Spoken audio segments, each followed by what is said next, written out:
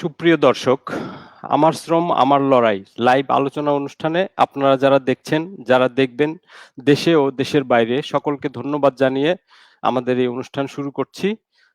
আজকের আমাদের আলোচনার বিষয় হচ্ছে ছাঁটাই কলে পোশাক শ্রমিক এবং আজকের পর্ব পঞ্চম। Centre for global workers rights Pennsylvania বিশ্ববিদ্যালয়ের গবেষণা মতে 1.2 মিলিয়ন শ্রমিক কাজ হারাবে, আর শ্রমিক সংগঠনগুলির মতে 70,000 শ্রমিক কাজ হারাবে। ছাঁটাই, বিক্ষোভ, প্রতিবাদ সমাবেশ আজ ঢাকা ও শিল্প অঞ্চলগুলির নিত্যদিনের ঘটনা।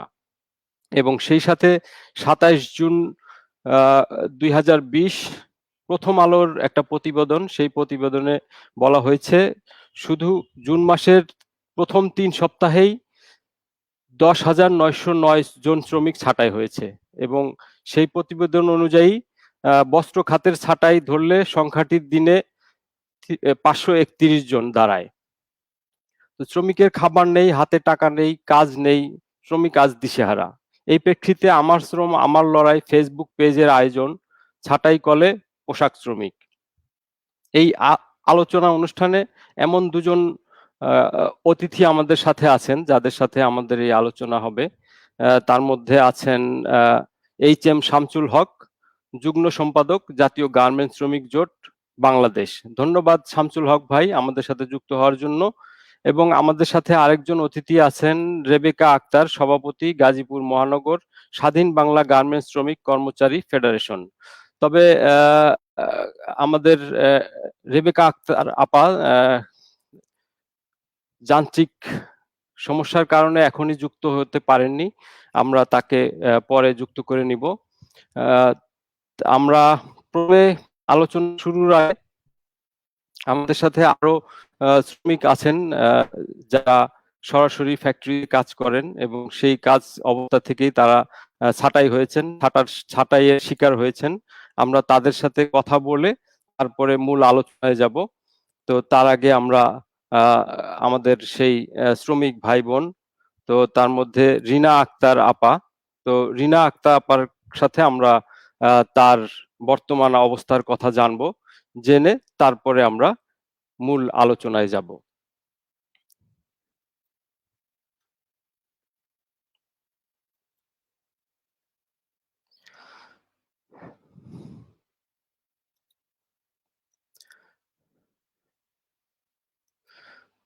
দর্শক, আপনারা শুনছেন একজন শ্রমিক যিনি ছাঁটাই হয়েছেন একটা ফ্যাক্টরি থেকে, তার নাম রিনা আক্তার।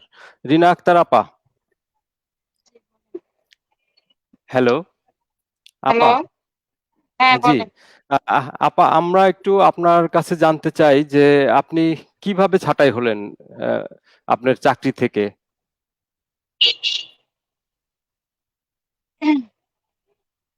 হ্যালো। জি আপা, হ্যাঁ, আমরা একটু আপনার কাছে জানতে চাই যে কিভাবে আপনি ছাঁটাই হলেন। আমাদের অফিসে আপনার বেতনের সমস্যা ছিল। পরে আমাদেরকে 15 তারিখে বেতন দেওয়ার কথা ছিল, কিন্তু 15 তারিখে বেতন দিচ্ছিল না। পরে আমরা 25 তারিখের কথা বলছিল। পরে আমরা শ্রমিকেরা ওগুলা মানছিলাম না, আর আমাদের ন্যায্য যে পাওনা ও পাওনাগুলা ওরা দিত না।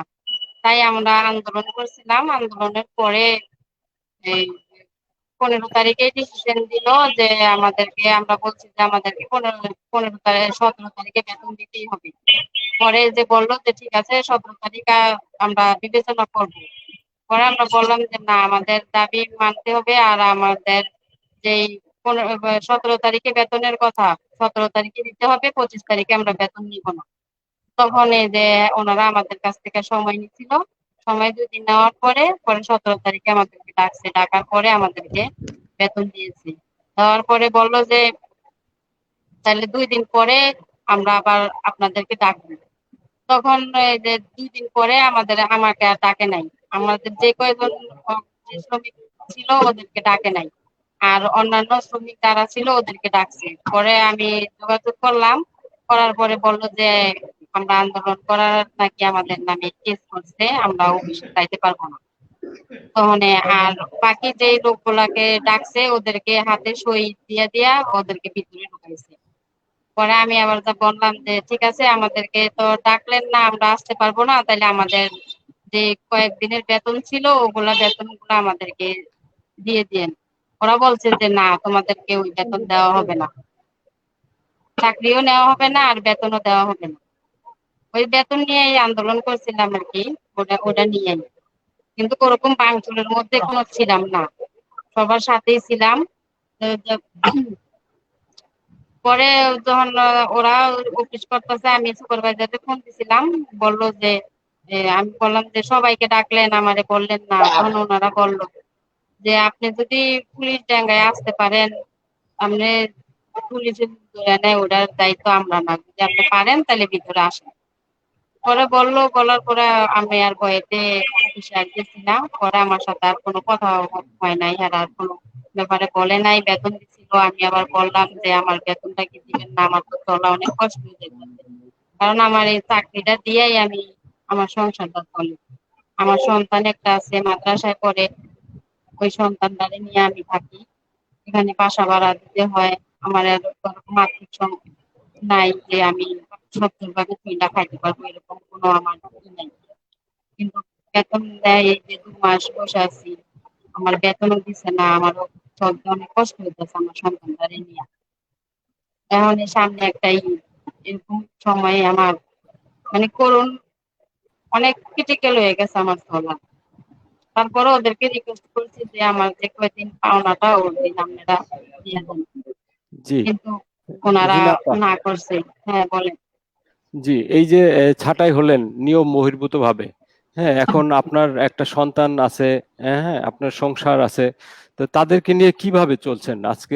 বর্তমান দিন কিভাবে চলছে আপনার, বা ভবিষ্যৎই বা কিভাবে চলবে, একটু কি বলবেন? সেটা সেটা তো না আল্লাহ তাআলাই বলতে পারবো। ভবিষ্যতে আমার ধরেন চাকরি ছাড়া আমার চলার মতো এরকম কোনো সামর্থ্য নাই। আমার যে কোনো কর্ম করে খাইতে হইব। আর আমি মহিলা মানুষ, আমি তো অন্য কোনো কিছু কাজ করতে পারবো না। ছেলে হইতাম যে রিক্সা চালাই আমার সংসারটা আমি চালাইতে পারতাম, কিন্তু কারণ আমি মহিলা মানুষ, আমার মহিলা মানুষ কি করবো আমি তো চাইবো যে আমি কিভাবে চলবো, আমার চলার মতো বা আমার কেউ সহযোগিতা করার মতো এরকম কেউ আমার নাই। আমার সন্তানটা নিয়ে আমি খুব কষ্টের মধ্যে আছি। জি আপা, তাহলে হ্যাঁ মানে বলেন। আপনার আপনার এই যে সংসার চলছে, ইনকাম নেই, ঘর ভাড়া কিভাবে দিচ্ছেন, এখন কিভাবে চলছে আপনার সংসার? আপনার তো ইনকাম বন্ধ। এখন আহ, হ্যাঁ সন্তানের বন্ধ। পড়াশোনা। এখন সন্তানের পড়াশোনা করবার ওদেরকে আমি বলছি যে আমি দেখি যদি এরকম কোনো কিছু কাজ ঠিক করতে পারি, পরে আমি আমাদের ঘর ভাড়া শোধ করে দিব, মানে বাড়িওয়ালারই বুঝাই বুঝাই পাচ্ছে। হ্যাঁ, এখন আমার সন্তানের মুখের দিকে তাকাই, আমার দিকে তাকাই, মানে কিছু করতেছে না। কিন্তু মানে ঘর ভাড়াটা তো ছাড়াইছি, কিন্তু আমার খাওয়া দাওয়া তো অনেক কষ্ট হয়ে যাচ্ছে। আমার আচ্ছা, সন্তানটা আমি ঠিক মতো দুবেলা খাইতে দিতে পারতেছি না। ধন্যবাদ রিনা আপা আমাদের সাথে যুক্ত হওয়ার জন্য, এবং আপনার যে বাস্তব যে পরিস্থিতি, এই পরিস্থিতি আমাদের এবং দর্শকদের সাথে শেয়ার করার জন্য ধন্যবাদ রিনা আপা। দর্শক, আমরা আচ্ছা। এই পর্যায়ে আমরা আহ, রেবেকা আপার সাথে একটু কথা বলতে চাই। আহ, আমাদের সাথে যুক্ত আছেন রেবেকা আপা। জি রেবেকা আপা,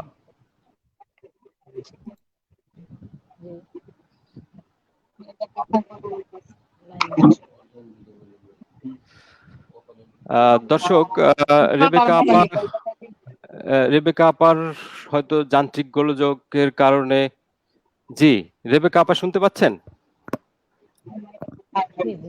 রেবেকা আপা শুনতে শুনতে পাচ্ছেন? আমি শুনতে পাচ্ছি। জি, রেবেকা আপা, আপনার সাথে আমরা আলোচনা শুরু করতে চাই। আমরা মূল আলোচনায় যেতে চাই।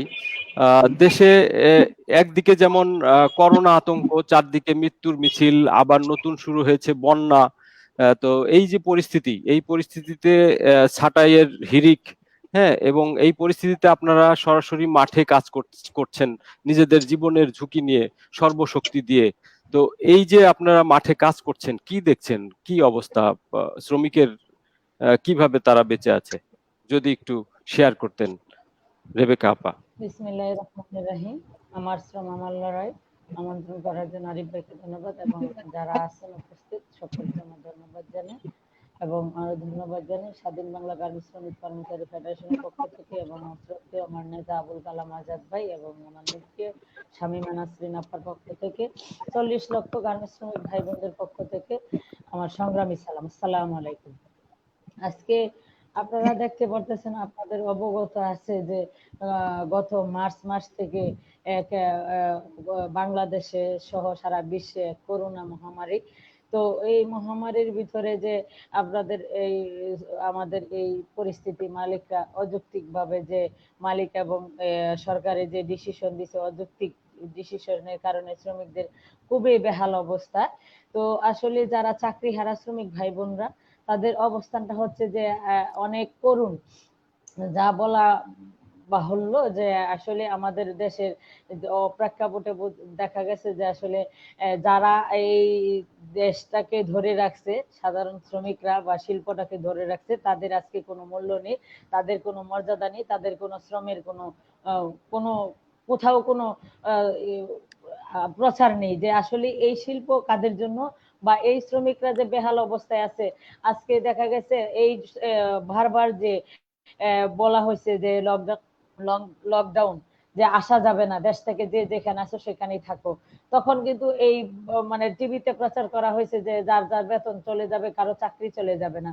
কিন্তু এই টাইমে যখন আবার বারবার পায়ে হেঁটে এসে শ্রমিকরা যখন আসলো, তখন আবার তাদেরকে বলা হইলো ছুটির ঘোষণা। তো যে একটা পরিস্থিতি, 100 টাকার জায়গায় 500 টাকা ভাড়া দিয়ে আসছে, যে দুর্ভোগ হয়েছে শ্রমিকদের এই মুহূর্তটা, খুব মানে করুণ অবস্থা গেছে। তারপরে আবার যখন ডাইকা ডাইকা মালিক পক্ষ থেকে ম্যানেজমেন্টের শ্রমিকদেরকে ডাইকা ডাইকা আনলো, এবং আসার পরেও তাদের অনেকই সাদা কাগজে রিজাইনে সই রাইখা, আইডি কার্ড রাইখা তাদেরকে বিদায় দিয়ে দিছে।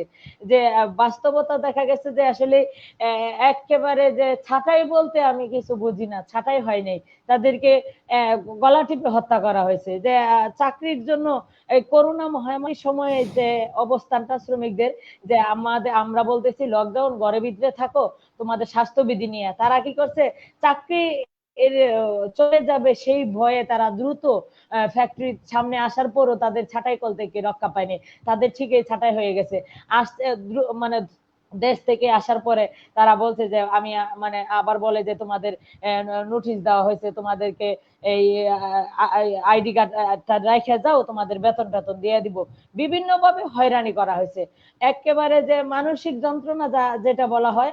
আমি বলেছি যে আসলে আমাদের দেশে যে এই করোনা মহামারী, এটা যে আমরা প্রেক্ষাপটে দেখা গেছে সবাই কিন্তু একই কথা বলতেছি, কিন্তু আমাদের এই দিকে শ্রমিকদের দিকে কেউ আর দেখতেছি না। শ্রমিকরা যে অবস্থানে আছে, বাসা বাড়িতে যারা চাকরি হারা, তাদের অবস্থা, একটা টিভি কিনছে, একটা খাট কিনছে, সেই খাট টিভি বিক্রি করেও তাদের জীবনযাপন চলছে না। তারা দেশে পালিয়ে, মানে এখান থেকে ঢাকা থেকে দেশে চলে গেছে পালিয়ে, বাসা ভাড়া পাবে, দোকান বাড়ি পাবে, বিভিন্ন লোকজনে টাকা পাবে, সেটার কারণে তারা দেশে চলে গেছে গা। তারা আর যারা আছে তারা দেনাগ্রস্ত। এবং আমি মনে করব এই মুহূর্তে দেনাগ্রস্ত শ্রমিকদের এই যে সরকার বিভিন্ন ভাবে ত্রাণ দেওয়া হয়েছে, আসলে আমাদের শ্রমিকরা, সাধারণ শ্রমিকরা কোনো ত্রাণ পায় নাই। এবং আমাদের সরকারে যে মালিকদেরকে প্রণোদনা দিচ্ছে বা লোন দিচ্ছে, আমাদের শ্রমিকদেরকে এই মুহূর্তে আমি মনে করি যদি তাদের লোন দেওয়া হইতো বিনা সুদে, যে তোমরা চাকরি করে পরে দিয়ে দিবা, সেটা যদি হইতো তাহলে মনে করতাম আমাদের শ্রমিক বান্ধব সরকার। কিন্তু মুখে মুখে শ্রমিক বান্ধব সরকার, বাস্তবতায় আমরা সরকারকে খুঁজে পাচ্ছি না। আমাদের এই শ্রমিকরা করোনা মহামারীর সময় তাদের জীবনযাপন খুব রিস্কে, ফ্যাক্টরিতে কাজ করে, সবসময় চিন্তা করে আমার চাকরিটা নাকি চলে যাবে, আমার চাকরিটা নাকি চলে যাবে। এইটা টেনশনে তারা ওই করোনা নিয়ে টেনশন না, টেনশনে একটাই, চাকরি চলে যাবে, সেই ভয়ে তাদের আতঙ্কে আত্মনাদ কান্না আমরা বাস্তবতায় দেখতে পাই। এবং তাদের যে এই শিল্পের ভবিষ্যৎ শ্রমিক, এই শিল্পের ভবিষ্যৎ হচ্ছে এই শিল্পটাকেই ধরে রাখছে শ্রমিকরা। আজকের এই শ্রমিকদের জন্য সরকারও কিছু করতেছে না, মালিকরা তো পায়ে পিছিয়ে রাখতেছে। এই শ্রমিকের কারণে বিভিন্ন ভাবে মালিকরা কোটি কোটি টাকা ইনকাম করছে, বিদেশে বাড়ি গাড়ি, তারপরে এসি বাসে চলে, প্রাইভেট কারে চলে, বাসায় এসি রুমে থাকে। তা আমাদের শ্রমিকরা দিন রাত খেতে পরে খায়, মানে তার চাকরির টাকাটা, তার বেনিফিটে, শ্রমের টাকাটা চাইতে গেলে তার চাকরি নাই, প্রতিবাদ করতে গেলে তাদের চাকরি নেই, বিভিন্ন ভাবে হয়রানি, মাস্তানের হয়রানি বা পুলিশের হয়রানি, তোমাকে ধরায় দিব, তুমি বেশি কথা বলো না, বিভিন্ন রকমের যে চাপ সৃষ্টি করা হয়েছে আমাদের এই শ্রমিকদেরকে জিম্মি করে রাখা হয়েছে যে ফেডারেশনে যাওয়া যাবে না, এবং কি বিভিন্ন সেক্টর থেকে তাদেরকে, আমি আশা করব যে আসলে আমাদের শ্রমিকরা বরাবরই নির্যাতনের শিকার এবং হয়ে আসছে। এই নির্যাতনের শিকার বন্ধ করতে হলে আমাদের সকল সকল ফেডারেশন বা সকল দপ্তর থেকে এগিয়ে আসতে হবে শ্রমিকদের এই নির্যাতন বন্ধ করার জন্য। তা না হলে আমরা যদি একা ফেডারেশনটাই গলা ফাটায় মরি তাহলে সমাধান আসবে না।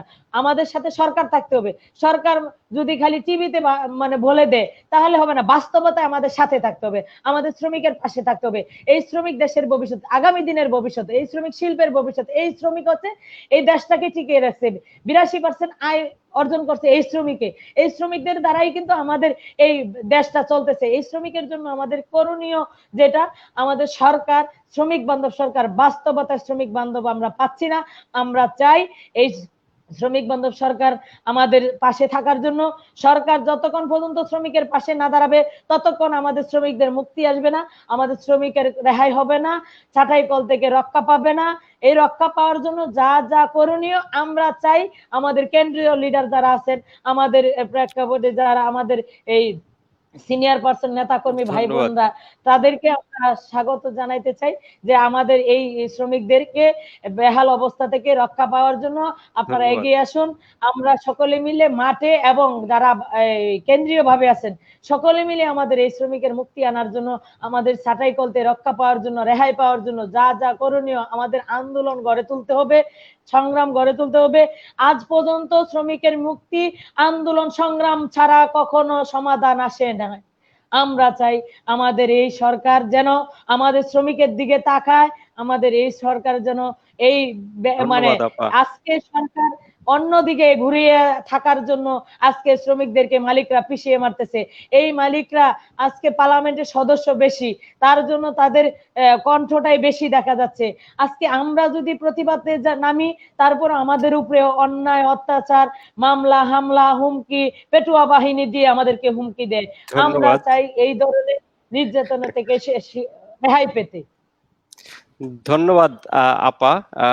আমরা দর্শককে আরেকটা কথা জানিয়ে রাখি, দর্শক আপনাদের মূল্যবান কমেন্টস আমাদেরকে আরো উৎসাহিত করবে। আপনারা কমেন্টস এর মাধ্যমে আমাদেরকে উৎসাহ দিতে পারেন এবং সাথে সাথে আমাদের যে আলোচক যারা আছেন, অতিথি আছেন, তাদেরকে আপনারা আপনাদের পক্ষ থেকে কোনো প্রশ্ন থাকলে আমরা তাদেরকে সেই প্রশ্নগুলি করব। আপনারা চাইলে কমেন্টস এর মাধ্যমে আমাদের আলোচকদের কাছে আপনারাও প্রশ্ন করতে পারেন। সেই ক্ষেত্রে আমরা আরো উৎসাহ পাবো আপনাদেরকে কমেন্টস এবং আরো নতুন কোনো প্রশ্ন থাকলে সেটা করার জন্য। ধন্যবাদ। আমরা এই পর্যায়ে যাব আমাদের শামসুল হক ভাইয়ের কাছে। শামসুল হক ভাই, আপনার কাছে যে আলোচনা নিয়ে আসতে চাই সেটা হচ্ছে যে এই যে মানে শ্রমিক ছাঁটাইয়ের যে হিড়িক, হ্যাঁ, গার্মেন্টস সেক্টরে আপনারা মাঠ পর্যায়ে কাজ করছেন নিজেরা থেকে জীবনের ঝুঁকি নিয়ে, তো আপনাদের কি মনে হয় কতটুকু আইন মেনে মালিকরা এই শ্রমিকদেরকে ছাঁটাই করছে, যেখানে সরকারিভাবে নির্দেশনা ছিল যে ঈদের আগে অন্তত কোনো শ্রমিক ছাঁটাই হবে না, তো সেই ক্ষেত্রে কোনো আইন কি মানা হচ্ছে ছাঁটাই ক্ষেত্রে? যে যদি শামসুল হক ভাই বলতেন দর্শকদের উদ্দেশ্যে। ধন্যবাদ। আমার শ্রম আমলাই দেশকে অসংখ্য ধন্যবাদ এবং আমি জাতীয় গার্মেন্টস শ্রমিক বাংলাদেশের পক্ষ থেকে যে সমস্ত শ্রোতাবৃন্দ আজকের এই লেপা প্রোগ্রাম দেখতেছেন এবং শুনতেছেন সকলকে আমার পক্ষ থেকে শুভেচ্ছা এবং আমি আজকের যে বিষয়টি আপনারা এই আমার শ্রম আমলাইতে বিষয়টি উল্লেখ করেছেন যে ছাঁটাই করে গার্মেন্টস শ্রমিক, আসলে বাস্তবিকে আমরা এই করোনা মহামারীতে যেভাবে শ্রমিকদেরকে আমরা দেখলাম, এবারে এই 2020 সালে গার্মেন্টস শ্রমিকদের উপর যেভাবে মালিক পক্ষরা আগ্রাসী ভাবে এই এবারের শ্রমিকদের উপর আগ্রাসী মনোভাব নিয়ে শ্রমিকরা আজকে ছাঁটাই নির্যাতনের শিকার হচ্ছে। আপনি যে প্রশ্ন করছেন এই প্রশ্নের ব্যাখ্যাটা হলো যে আসলে আমরা দেখতেছি যে অনেক কারখানাতে মালিকরা লে অফ, আবার 16 ধারা, 13-1 ধারা, এই সমস্ত ধারা দিয়ে শ্রমিকদেরকে কারখানা থেকে বিভিন্ন ভাবে মালিক পক্ষ ছাঁটাই এবং এই টার্মিনেশন করে যাচ্ছে। সমস্ত কারখানাগুলোতে আমরা যেটা দেখতেছি, ইতিপূর্বে যে সমস্ত কারখানাগুলোতে এই করোনা মহামারীতে মালিক পক্ষরা বন্ধ করে দেওয়া, বা 16-1 ধারা বা 13-1 ধারা যেভাবে মালিক পক্ষরা লাগাইছে, সমস্ত বেআইনি ভাবে তারা কাজগুলো করছে। প্রত্যেক প্রত্যেক কারখানাগুলো এমন কিছু কিছু কারখানাতে, মুষ্টিময় কারখানাতে মালিক পক্ষ নোটিশ টাঙিয়ে সে বিষয়গুলোকে অবগত করছে, শ্রমিককে অবগত করছে, সরকারকে অবগত করছে, বিভিন্ন ধরনের অবগত করছে। আর বেশিরভাগ মালিকই তারা তাদের ফাঁক ফুকর দিয়ে আইনকে তোয়াক্কা না করে, এই 60 দিন অপেক্ষা না করে লে অফ ঘোষণা করে চুপে চুপে কলকারখানা, ইন্ডাস্ট্রিয়াল পুলিশ, বিভিন্ন প্রশাসনকে কাগজপত্র দিয়ে তারা শ্রমিকদেরকে ছাঁটাই করছে। এটা তো আসলে আইনে বলা আছে, বাংলাদেশ শ্রম আইন 2006 এবং 15-তে যে বিধি আসছে, সমস্ত জায়গাতেই আইনে বলা আছে যে মালিক ইচ্ছা করলে তার শ্রমিককে ছাঁটাই করতে পারবে। ছাড়াইয়ের একটা রুলস আছে, সিস্টেম আছে, সেই সিস্টেমে ছাঁটাই করতে পারবে। কিন্তু আমরা দেখলাম কি এই করোনা মহামারীতে, যেখানে গভর্নমেন্ট এই শ্রম মন্ত্রণালয় আপনার কলকারখানা অধিদপ্তরের শ্রমমন্ত্রী মহোদয় থেকে শুরু করে সমস্ত সরকারি দপ্তররা বলতেছে, এবং স্বয়ং প্রধানমন্ত্রী বলছে যে এই করোনা মহামারীতে শ্রমিকদেরকে যেন মানবিক দৃষ্টিকোণ দেখা হয়, সে কারণে প্রধানমন্ত্রী 5,000 টাকা 5,000 কোটি টাকা প্রণোদনা মালিকদেরকে দেওয়া হয়েছে। কিন্তু সেই প্রণোদনটা মালিকরা পেয়ে আরো উৎসাহিত হয়ে শ্রমিকদেরকে একপেশে ভাবে শ্রমিকদের ছাঁটাই, নির্যাতন তারা করছে, এবং বেআইনি ভাবে কারখানাগুলো লে অফ বন্ধ ঘোষণা করে দেওয়া শুরু করেছে মালিকরা। তার মানে কি, মালিকরা এখানে আইনের তোয়াক্কা না করে বারবার, আমরা এই যে কিছুদিন আগে দেখলাম যে বিভিন্ন প্রথমেই মালিকরা এই করোনা মহামারীতে কি করলো, প্রথমে লে অফ ঘোষণা করে দিল অনেক কারখানাতে। পরবর্তীতে তখন বাংলাদেশ ব্যাংক থেকে প্রজ্ঞাপন জারি হয়ে গেল যে যে সমস্ত কারখানা লে অফ ঘোষণা করা হয়েছে সেই সমস্ত কারখানাকে প্রণোদনা দেওয়া হবে না। তারপর রাতারাতি প্রত্যেক মালিকরা নোটিশটা, এই গেট থেকে নোটিশ ছিঁড়ে ফেলে দেওয়া হয়েছে। কারণ কি, যে এই প্রণোদনা যদি আমরা লে অফ এখন দেই, তাহলে আমরা বাংলাদেশ ব্যাংক থেকে আমরা লোনটা পাবো না। এই লোনের লোভে মালিকরা পরবর্তীতে সমস্ত মালিকরা নোটিশ গুলাকে আবার সরিয়ে নিয়েছে। পরবর্তীতে আমরা যখন কলকারখানা অধিদপ্তরকে অবগত করলাম, কলকারখানা অধিদপ্তর তখন বললো যে আমরা এই ধরনের লিস্ট করছি যে সমস্ত কারখানা লে অফ করছে, তারা আসলে লোন গুলো পাবে না। পরবর্তীতে আমরা দেখলাম কলকারখানা অধিদপ্তরের কাছে ওই মালিকরাই আবার, যে মালিক লে অফ ঘোষণা করছে সেই মালিকই আবার দরখাস্ত করছে যে না, আমরা লে অফ প্রত্যাহার করেছি। তাহলে এখানে বুঝেন যে আইনটাকে মালিকরা কতটুকু পর্যন্ত তারা আইনটা মানছে এবং আইনটা লঙ্ঘন করছে। স্পষ্ট বলা আছে যে একটা কারখানা যদি লে অফ ঘোষণা করা হয়, সেখানে লে অফ ঘোষণা করবে, সেখানে গেটে নোটিশ টাঙিয়ে দেবে, শ্রমিকদেরকে অবগত করবে যে শ্রমিকরা আসলে লে অফ চলাকালীন কি পাবে কি না পাবে, এবং পরবর্তীতে এই লে অফের মেয়াদটা কতদিন হবে স্পষ্ট শ্রম আইনে বলা আছে। এটা কিন্তু মালিকরাও জানে, কিন্তু মালিকরা জানার পরও এটাকে মালিকরা একপেশে ভাবে শ্রম আইনটাকে তারা তাদের কর্তৃত্বে নিয়ে তারা মনে করতেছে যে কোনো আইনকে শ্রমিক, আইনের মধ্যে থাকবে শুধু শ্রমিক, মালিকরা থাকবে না। তার মানে মালিক, আমি আমার মতো আমার যেটা মন চাইবে আমি সেটাই করবো। সেটাই এই করোনা মহামারীতে আমরা দেখছি মালিকরা, গার্মেন্টস মালিকরা এই কাজটাই করছে। তার ফলশ্রুতিতে আমরা দেখতেছি আপনার পরিসংখ্যানে আমার লড়াই, প্রথমে আপনি বলেছেন যে সেন্ট্রাল ফর পলিসির যে একটা পরিসংখ্যান দেখাইছেন, এই পরিসংখ্যানে আপনি বলছেন যে 10,000, এখন পর্যন্ত 10,000 শ্রমিক আমাদের বেকার হয়ে গেছে, 10,000 শ্রমিক ভাই বোন বেকার হয়ে গেছে। তাই এখন এই যে 10,000 শ্রমিক ভাই বোন বেকার হয়ে গেছে, আসলে কি এইটা সত্য তথ্য? আমরা তো জানি যে, আমার মনে হয় এই ঈদকালীন সময়ে এখন পর্যন্ত অনেক মালিক চিন্তা ভাবনা আছে তারা লে অফ করবে না, এই ছাঁটাই করবে না, টার্মিনেশন করবে। এখনো অনেক মালিক এই পায়তারার মধ্যে আছে, আমরা যতটুকু পর্যন্ত জানি, এবং এখন পর্যন্ত মাঠ পর্যায়ে যতটুকু পর্যন্ত আমাদের কাছে তথ্যপত্র আসতেছে, অনেক মালিকরা এই পায়তারাটা করতেছে যে আগামী দিনে কাজ থাকবে না, কাজ নাই, ভাইয়ের কাজ দিচ্ছে না, অর্ডার নাই, এই ধরনের তালবাহানা করে মালিকেরা এই মানে কারখানাগুলোকে একটা শ্রমিকদেরকে একটা কোণঠাসা আতঙ্কের মধ্যে ফেলে দিয়েছে।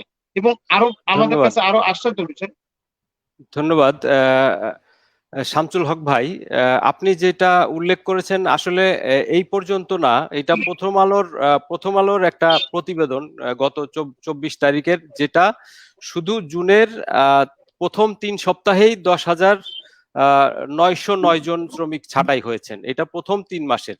এবং সেই প্রতিবেদনের যে একটা পরিসংখ্যান, সেটা হচ্ছে যে এখন গড়ে প্রতিদিন 531 জন শ্রমিক ছাঁটাই হচ্ছে প্রতিদিন। এবং শ্রমিক যে সংগঠনগুলি আছে তাদের ধারণা যে 70 লক্ষ শ্রমিক ছাঁটাই হবে।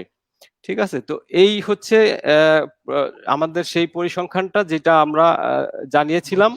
কিন্তু শামসুল হক ভাই, আমাদের একজন দর্শক সুমি আক্তার নামে একজন দর্শক, যিনি জানতে চেয়েছেন যে গার্মেন্টস মালিকরা এবং তাদের প্রতিনিধিরা বলে যে সরকারি নিয়ম নাকি গার্মেন্টস চলে না।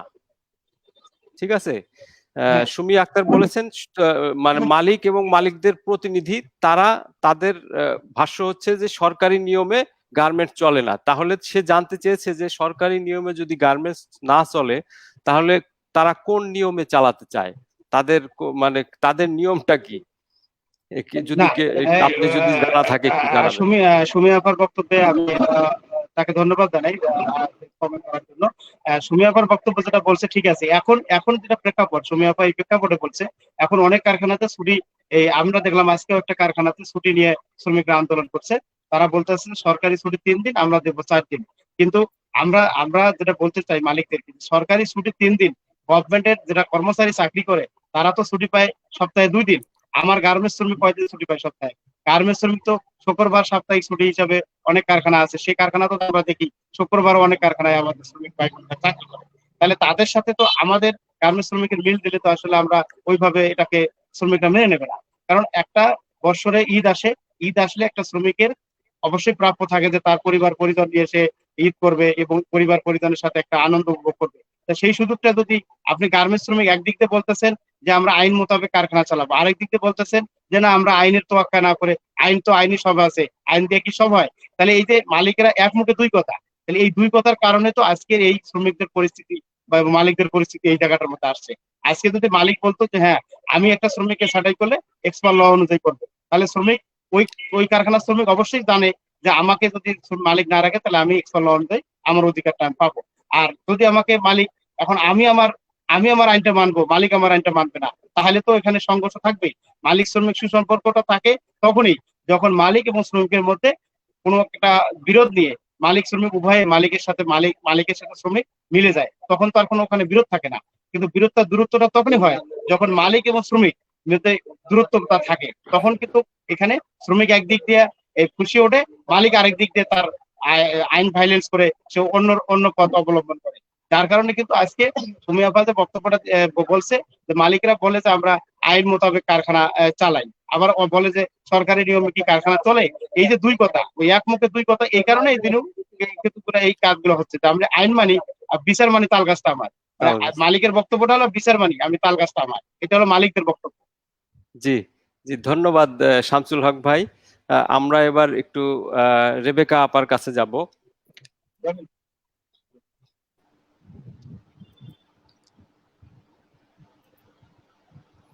রেবেকা আপা, ট্রেড ইউনিয়ন সংগঠন হিসেবে আপনারা কি করেন? যেসব কারখানা ইউনিয়ন আছে সেই সব কারখানায় কি আগে টার্গেট করা হচ্ছে কিনা সেই সব কারখানার ইউনিয়ন এবং ইউনিয়ন লিডারকে ছাঁটাইয়ের ক্ষেত্রে? রেবেকা আপা। আচ্ছা, তো আসলে ইউনিয়ন লিডারদেরকে ছাঁটাইয়ের ক্ষেত্রে ফালায় আগে যে আসলে এরাই হচ্ছে রেবেকা আপা, আপনার মূল। সাউন্ডটা একটু কম হচ্ছে, যদি আপনার মাউথপিসটা, আপনার মাইকটা একটু কাছে নেবেন। হ্যাঁ, আপনার জি, একটু জোরে। জি, আসলে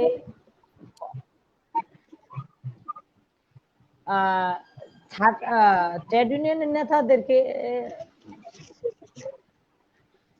ইউনিয়নের নেতাদেরকে দেখেই যে ছাঁটাইটা করা হয়, আসলে ছাঁটাই না, এটা হচ্ছে মামলা হামলা বা পেটোয়া বাহিনীর দিয়ে পিটানি বা তাদেরকে বিভিন্নভাবে হয়রানি করে তাদেরকে মানে এটা হচ্ছে চুরি অভিযোগ, বিভিন্ন রকমের অভিযোগ দিয়ে অযৌক্তিকভাবে ট্রেড ইউনিয়ন নেতাদেরকে বের করা হয়। মানে যেটা হচ্ছে যে তারা যদি থাকে, আসলে আমরা বলি যে ট্রেড ইউনিয়ন যে ফ্যাক্টরিগুলোতে আছে, ট্রেড ইউনিয়ন ফ্যাক্টরি যারা যে ফ্যাক্টরিতে ট্রেড ইউনিয়ন গঠন আছে সেই ফ্যাক্টরিতে সঠিকভাবে শ্রমিকদের মজুরিটা পাবে। কিন্তু যখন ট্রেড ইউনিয়ন গঠন হয়ে যায় তখন দেখা যাচ্ছে যে এখন তারা তো বার্গেনিং এ যাবে, তারা তাদের দাবি নিয়ে কথা বলবে, তাদের অধিকার নিয়ে কথা বলবে। এখন তাদের কার্যক্রম হচ্ছে যখন জেডিএল থেকে বন্ধ না করতে পারে তখন তো তাদের কাছ থেকে তখন ডিডিএল থেকে তারা রেজিস্ট্রেশন পায়, তখন তাদের সাথে কথা বলে, তাদের সমস্যা গুলা জানে, তারপরে তাদের সাথে বসে এবং হয় তাদেরকে কৌশলে একজনকে ঘুষ দিয়ে পক্ষ নিতে চায়, আর না হয় বাকিগুলারে কিভাবে সভাপতি সাধারণ সম্পাদক এদেরকে কিভাবে সরাইয়া দিবে এই চিন্তা ভাবনা থাকে। কিন্তু ট্রেড ইউনিয়ন ফ্যাক্টরি গুলো তো ছাঁটাই হচ্ছে, ট্রেড ইউনিয়ন ছাড়াও প্রতিদিন প্রত্যেকটা ফ্যাক্টরি থেকে ছাঁটাই হয়েছে। যখন লকডাউন ছিল তখন তো কোনো ধরনের গাড়ি টাড়ি ছিল না, রিক্সা ভ্যান ছিল না। এই মুহূর্তে যে ছাঁটাই হয়েছে, মনে করেন ওই 30 লক্ষ মা বোন যেভাবে ইজ্জত লুট দিছিল, ঠিক এই লুট করেই শ্রমিকদেরকে বের করা হয়েছে। ওই টাইমে মালিকরা লুট করছে শ্রমিকদেরকে, কিভাবে পিছিয়ে মারা যায়, কিভাবে তাদেরকে অন্যায় অত্যাচার করা যায়। বিভিন্ন দপ্তরগুলো বন্ধ, সরকারি দপ্তরগুলোতে আমরা যেতে পারবো না। সেই জন্য ওই মুহূর্তটা এমন ভাবে সুযোগ নিছে, বলে যে আমরা জানি যে ছাঁটাই, কিন্তু আসলে ছাঁটাই তো একটা আইন আছে, বেনিফিট আছে, শ্রমিকের কোনো বেনিফিট নেই। পাওনাটা ছাড়া আর পাওনাটাও সঠিকভাবে পায় নাই তারা, পাওনাটা ছাড়া আর কোনো কিছু তো দেয়ই নেই। উল্টা রিজাইন রেখে জোর করে সাদা কাগজে সই রেখে তাদেরকে বলতেছে তোমাদেরকে ডাকবো, আমাদের তো এখন লকডাউন চলতেছে, আমাদের 500 শ্রমিকের ভিতরে 200 শ্রমিক ডিউটি করাই দিয়েছি, তোমরা বাইরে থাকো, তোমাদের ব্যবস্থা হবে, এই ধরনের কথা বলা হয়েছে। এবং যারা মাতৃত্বকালীন ছুটি পাবে, মা হতে যাচ্ছে প্রসূতিকালীন, তাদেরকেও জোর করে সই রেখে, রিজনে সই রেখে তাদেরকে বলছে তোমাদেরকে ডাকবো। এই মুহূর্তে যে তাদের চাকরি হারা, প্রথমত বাচ্চা বেডে তারা কোথাও চাকরি পাবে না, দ্বিতীয় হচ্ছে তাদের এই মুহূর্তে চাকরিতে গেলে তাদের উপরে যে একটা প্রেসার, তাদের উপরে যে একটা চাপ সৃষ্টি হয়েছে, সেটার জন্য মানসিকভাবে সে একটা অশান্তি বা অসুস্থ, আবার বাচ্চা পেটে, তাহলে সুস্থ একটা বাচ্চা কিভাবে দুনিয়াতে আনবে? সেই মা হচ্ছে আগামী দিনের, সেই বাচ্চাগুলো হচ্ছে আগামী দিনের ভবিষ্যৎ। এই শ্রমিকরা আমাদের আগামী দিনের ভবিষ্যৎ, এই শ্রমিকরা হচ্ছে আমাদের শিল্পের ভবিষ্যৎ। এই শিল্পটাই হচ্ছে আমাদের শ্রমিকের আয়ের বিনিময়ে বাংলাদেশ চলে, মধ্য আয়ে পরিণত হয়েছে আমাদের এই শ্রমিকের বিনিময়ে, শ্রমিকের শ্রমের ঘামের পয়সায়। আজকে এই মধ্য আয় কার জন্য হয়েছে? আমাদের এই সাধারণ শ্রমিকের জন্য। এই শ্রমিকরাই কিন্তু নির্যাতিত, লাঞ্ছিত। এই শ্রমিকরাই হচ্ছে আমাদের মানে পায়ে পিষ্ট করে মালিকরা আজকে কোটি কোটি টাকা কারে দিয়া। একবার চিন্তা করে দেখুক যে আজকে এই শ্রমিকের ঘামের পয়সা আজকে আমি 14 তলায় শুয়ে আছি, এই জিনিসটা যখন ভাববে বা যখন মনে করবে, করোনার সময় মানুষকে করুণা দয়া দেখানো উচিত, কিন্তু তারা করোনার সময় লাত্তি দিতেছে। করোনার সময় তাদের আইনটা এটা বলে যে এটা একটা মুখস্থ ছাঁটাই, কিন্তু আসলে মুখস্থ বিদ্যাটাই ওনাদের জন্য ওই মানে আমাদের শ্রমিকের জন্য আইন আছে, ওনাদের জন্য কোনো আইন নেই। এই যে বললো যে বেহালা ট্যাক্স, আমাদের শ্রমিকরা বলতেছে যে টাকা পাবে 50% আর 50% ছুটি জমা থাকবে। শ্রমিকরা বলছে যে ছুটি আমাদের ঈদে আর একটু বাড়ায় দেওয়া হোক, ওইখান থেকে আমাদের ছুটি পাওনা আছে, পাওনা ছুটি থেকে আমাদের বাড়ায় দেওয়া হোক। এটা কি অন্যায়? এটা কি আমাদের সরকারি ভাবে যদি ফ্যাক্টরি চলতো তত ভালোই হইতো, সরকারি নিয়মে যদি চলতো তাহলে তো আমাদের শ্রমিকদের কোনো কারো কাছে কথাই বলা লাগে না। সরকারি ভাবে যদি তাদের সাপ্তাহিক ছুটি, তারপরে তাদের পাওনা দাওনা কথা বলা লাগবে না, মুখস্থ ভাবে তারা টাকা পয়সা বেনিফিট, তাদের বেতন টেতন পাবে, কোনো ধরনের কোনো ফাইট করা লাগবে না। সরকারি যারা লকডাউনে আছে এরা কি কোনো 50% পাইছে? এরা সঠিকভাবে বেতন পাইছে। আমাদের শ্রমিকরা তো 60%, 65%-এর মধ্যে 60% পাইছে, 5% কোনো ধরনের পায়নি। বাড়ি ভাড়া 100% নিচে। তাহলে আমাদের শ্রমিকের কি খাবার, বাড়ি ভাড়া, চিকিৎসা এগুলি কি বন্ধ আছে? কোনো কিছুই বন্ধ নেই। তারপরেও কিন্তু আমাদের এই যে শ্রমিকদের বেহাল অবস্থা, এটা কিন্তু সরকার নিজের চোখে দেখার পরেও এই অবস্থাটা কি তারা দেখতেছে না? সেটার জন্য কি তাদের কিছু করণীয় নাই? মালিকদেরকে কোটি কোটি টাকা দিতেছে, বাজেট লোন দিতেছে, আমাদের শ্রমিকদেরকে কি দিতেছে? এই মুহূর্তে আমাদের লকডাউনে আমাদের শ্রমিকরা না খেয়ে থাকতেছে। আগামী দিনে যে শ্রমিকরা এই অবস্থা আরো বেহাল হবে। একটা শ্রমিকের সাথে 5টা শ্রমিক জড়িত, 5টা মানুষ, মা বাবা, একটা সন্তান, বউ আর সে, তাহলে তার চাকরিতে গেলে তার উপরে 5টা মানুষ। এই মানুষগুলা নিয়ে কিভাবে তার দিন যাপন করতেছে? তাহলে সেদিকে খেয়াল করলে আমাদের শ্রমিক বান্ধব সরকারে মনে করতো তাহলে ওদেরকেও আমি প্রণোদনা দিই, ওদেরকে আমার দেওয়ার দরকার যে ওই লোন দেওয়া দরকার, তাহলে লোনটা পেয়ে তারা খেয়ে পরে বাঁচুক, আগামীতে চাকরি করলে তারা পুষায় দিবে, সেটা সেই দিকে খেয়াল রাখতো। আজকে মালিকরাই পাইতেছে, মালিকরা এই সুযোগটা নিছে যে আমাদের টাকা মজবুত আছে, আমাকে সরকারে দিচ্ছে, এই সরকারের টাকা দিয়েই আমরা শ্রমিকদের দিয়ে দিতেছি, তাহলে সঠিকভাবে সরকার দিতেছিল টাকাটা যাতে শ্রমিকরা সঠিকভাবে টাকাটা পায়, কিন্তু এই সরকারি টাকা নিয়েও কিন্তু শ্রমিকদের সঠিকভাবে টাকাটা দিচ্ছে না, বেতনটা দিচ্ছে না, প্রণোদনার টাকাও এখনো পাওয়া যাচ্ছে 65% বিভিন্ন ফ্যাক্টরিতে, এখনো 65% মধ্যে 5% টাকা নিয়ে অনেক দেন দরবার, অনেক গ্যাঞ্জাম, মানে কাজ বন্ধ করে রাখা লাগে, তারপরে যায় বলে যে এটা দিব। কেন? আমাদের এটা তো সরকার যদি ডিক্লেয়ার দেওয়ার পরে এইটাকে অবাধ্য করে, অমান্য করে, তাহলে কিসের ডিসিশন দেয়? এটা সঠিক ডিসিশন না ভুল ডিসিশন, না মালিক পক্ষের ডিসিশনই সঠিক? আমরা কোনটা মনে করব? আমাদের ধন্যবাদ, ধন্যবাদ রেবেকা আপা। এবং সাথে সাথে দর্শক আপনাদেরকে অসংখ্য ধন্যবাদ আমাদেরকে বিভিন্ন কমেন্টস এবং আপনাদের পক্ষ থেকেও প্রশ্ন করার জন্য। আমরা চেষ্টা করব আপনাদের প্রশ্নেরও উত্তর আমাদের অতিথিদের কাছে পেশ করার জন্য। তো এই পর্যায়ে আমরা শামসুল হক ভাইয়ের কাছে যাব। জি শামসুল হক ভাই।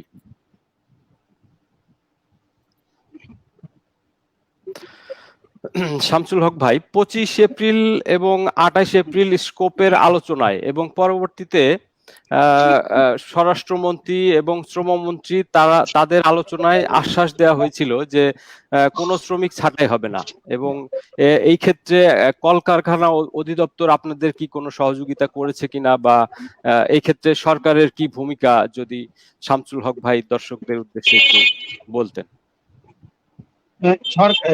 এই ক্ষেত্রে এই যে গভর্নমেন্ট এবং মালিক শ্রমিক ট্রাইপার্টাইট যে একটা চুক্তি বা একটা আলোচনা যে গভর্নমেন্ট সাথে বার্গেনিং ইস্যু যে হয়েছে এই আমাদের এই 28 এপ্রিল বা যে কথাটা আপনি বললেন, সেটার ধারের কাছে মালিকরা যায়। কারণ হলো এই কারণে আমরা দেখতে পাচ্ছি যে কলকারখানা অধিদপ্তরে যখন আমরা কোনো অভিযোগ নিয়ে যাই বা অভিযোগের কথা বলি বা মালিকদের অনিয়মের কথা বলি, তখন কিন্তু কলকারখানা অধিদপ্তর বলে যে ভাই এটা তো আসলে বলা হয়েছে ঠিকই, এটা হলো মুখের কথা বলা হয়েছে, কিন্তু আসলে এটা তো কোনো রেফিডেন্স নাই, এটা তো কোনো কাগজপত্র আমাদের হাতে নাই যে আমরা এটা কিভাবে মালিকদেরকে ধরবো যে এই তারিখে মালিকরা আমরা চুক্তিপত্র আবদ্ধ হয়েছি যে আসলে এই শ্রমিক ছাঁটাই করা যাবে না। এই প্রশ্ন দ্বার আমি একটা কারখানাতে কলকারখানা অধিদপ্তরের এআইজি সাহেব মহোদয় ছিলেন, আমি ছিলাম, সেইখানে আমি যখন বলছি এই বক্তব্যটা, যখন মালিক পক্ষকে বলছি যে ভাই আপনারা তো এই করোনা মহামারীতে তো প্রধানমন্ত্রীর নির্দেশ, গভর্নমেন্টের নির্দেশ, শ্রম মন্ত্রণালয়ের নির্দেশ, মন্ত্রীর নির্দেশ যে কোনো শ্রমিক ছাঁটাই করা যাবে না, তখন ওনারা আমাদেরকে স্পষ্ট বলছে যে শ্রমিক ছাঁটাই করা যাবে না, এটা কে আপনাদেরকে এটা কোনো লিখিত আছে, লিখিত কোনো আপনার কাছে কোনো ডকুমেন্ট আছে? তখন কিন্তু আসলে কলকারখানা অধিদপ্তরও সেই লিখিত ডকুমেন্ট দেখাইতে পারে নাই বা ওই রকমের করে দেখাইতে পারে। হ্যাঁ, এখানে একটা বিষয় উল্লেখ করা আছে, একটা প্রজ্ঞাপনে লেখা আছে যে এই করোনা মহামারী কালীনে কোনো শ্রমিককে যাতে ছাঁটাই করা না হয় সেই ধরনের একটা আছে। আসলে জোরালো ভাবে কোনো সরকারের পক্ষ থেকে ওইভাবে কোনো স্টেটমেন্ট বা ওই ধরনের কোনো মালিককে, বিসিএমই কে ওই ধরনের কোনো চাপ দিয়ে প্রয়োগ করতে পারে নাই গভর্নমেন্ট যে তোমরা যাই কিছু করো, এই করোনা মহামারী করার সময় একটা শ্রমিককেও ছাঁটাই করতে পারবে না, এবং যে সমস্ত শ্রমিক বাড়িতে আছে তাদেরকে 65% টাকা বা 60% টাকা, এবং যারা কাজ করবে তাদেরকে 100% টাকা তোমরা দিয়ে দেবা। এই ধরনের কোনো স্ট্রংলি একটা শক্ত অবস্থানে যাইতে পারে নাই গভর্নমেন্ট, না যার কারণে আজকে আপনি যেটা পরিসংখ্যান দিয়ে বলছেন যে 10,000 শ্রমিক বেকার হয়েছে, আগামীতে 70,000 হবে বা 1 লক্ষ হবে, এটা আসলে বাস্তব চিত্র আমরা এখন পর্যন্ত দেখতেছি। যদি সরকার এবং শ্রম কর্মসংস্থান মন্ত্রণালয়ের আন্ডারে যে কলকারখানা অধিদপ্তর বলে, কলকারখানা অধিদপ্তর কি বলে যে আমরা কি দেখি, আমরা সেফটি ইস্যু দেখি, আমরা পিসি কমিটি দেখি, আমরা বিল্ডিং এর স্ট্রাকচার দেখি, এই সমস্ত তারা দেখে, আবার তারা বলে আমরা শ্রমিকের বিরোধটাও দেখি, কিন্তু শ্রমিকের বিরুদ্ধে দেখতে যায় তারা কি বলে যে তারা বলে যে ভাই এই মালিক তো কথা শোনে না, তাহলে এই মালিক কথা না শুনলে এই মালিকের বিরুদ্ধে কি অ্যাকশনে যাওয়া যাবে, যে একটা মামলা করতে হবে। কারা মামলা করবে? শ্রমিকও করবে, গভর্নমেন্টও করবে। কিন্তু আমরা তো দেখি না গভর্নমেন্টের কলকারখানা অধিদপ্তরের অনেক পরিদর্শক আছে বা আমাদের যারা কলকারখানা অধিদপ্তরের যে সমস্ত বিজ্ঞ অফিসাররা আছে, দেখি নাই তো আমরা কলকারখানা অধিদপ্তর থেকে ম্যাক্সিমাম কারখানা থেকে যতগুলো অভিযোগ যায় সরকারের পক্ষ থেকে মামলা তো মালিকের বিরুদ্ধে খুবই কম হচ্ছে, এবং আমরা মামলা করি, আমরা শ্রমিক সংগঠন হিসাবে মামলা করি, প্রতিবেদন কলকারখানা অধিদপ্তর প্রতিবেদন দিলেও মামলা করি, না দিলেও মামলা করি। কিন্তু মামলায় যাওয়াটা তো আসলে পুরোপুরি সমাধান না। আজকে মামলার যে জট, আপনার এই শত শত শ্রমিকের মামলা লেবার কোর্টে পড়ে আছে, 2 মাস 3 মাস 4 বছর 5 বছর 3 বছর 2 বছর করে এরকম ভাবে শ্রমিক কোর্টের মধ্যে আটকা করে আছে এই মামলার জটে। তাহলে মামলার জটে একটা শ্রমিক দিন শেষ হয়ে যাচ্ছে, তাহলে সেই শ্রমিকটা তো ওইভাবে প্রতিকার পাচ্ছে না। আর সরকারি দপ্তর থেকে প্রতিবেদন দেওয়া হয় ঠিকই, ওই প্রতিবেদন দিয়েও শ্রমিকরা কোর্টে যায় ওই মামলার ফলাফল আসলে সঠিকভাবে পাচ্ছে না। যার কারণে এই শ্রমিক কর্মচারী ঐক্যমত্য স্কপ এবং কলকারখানা দপ্তর এবং শ্রম অধিদপ্তর বা বিজিএমই বিকেএমই তারা যেভাবে ইন্ডাস্ট্রিয়াল পুলিশ যেভাবে মিটিং এ তারা ওইখানে মালিক পক্ষের সাথে কথা বলে, কিন্তু মালিক পক্ষ যখন ওখান থেকে ওই মিটিং থেকে চলে আসে, পরবর্তীতে কিন্তু তারা আর ওই মালিকরা আর ওই ধরনের কমিটমেন্টের মধ্যে থাকে না, তখন তারা অন্য অন্য সেন্সে চলে যায়। যার কারণে আজকে আমাদের শ্রমিকদের উপর, আমাদের শ্রমিক নেতৃবৃন্দ তো অবশ্যই শ্রমিকদের পক্ষে কাজ করে এবং কথা বলার জন্য চেষ্টা করে এবং মালিক শ্রমিক উভয়কে সুসম্পর্ক রাখার জন্য চেষ্টা করে, কিন্তু মালিকরা যদি এখানে তার ভূমিকাটা না রাখে তাহলে তো আসলে এখানে কারো কিছু করার থাকে না। গভর্নমেন্টের কাজ তো গভর্নমেন্টের সরকারি দপ্তর বা গভর্নমেন্ট যে সমস্ত কর্মচারীরা আছে তারা তো চেষ্টা করে যে শ্রমিক এবং মালিক উভয় সুসম্পর্ক থাকে, কিন্তু আসলে তো তারা সেটা রাখে না। মালিক পক্ষই কিন্তু আসলে রাখে না। এখানে সবচেয়ে বড় ইয়েটা হলো মালিক। এখানে যদি মালিকের আন্তরিকতা থাকে, যে সমস্ত এই করোনা মহামারীতে আমরা দেখছি যে সমস্ত মালিকের শ্রমিকের সাথে আন্ডারস্ট্যান্ডিং ভালো আছে, শ্রমিকের সাথে সুসম্পর্ক আছে, সেই সমস্ত কারখানাগুলোতে আর আনরেস্ট কম হয়েছে এবং সেই সমস্ত কারখানাগুলোতে এই বেতন নিয়ে বলেন, বোনাস নিয়ে বলেন, কোনো ধরনের ওই ধরনের ঝামেলা হয়নি। শুধুমাত্র যেখানে শ্রমিক এবং মালিক সুসম্পর্ক নেই এবং শ্রমিক এবং মালিক অনেক দূরত্ব, সেই সমস্ত কারখানাগুলোতে শ্রমিক রাস্তায় ছিল এবং শ্রমিক তার অধিকার বাস্তবায়ন করার জন্য আন্দোলন সংগ্রাম করেছিল।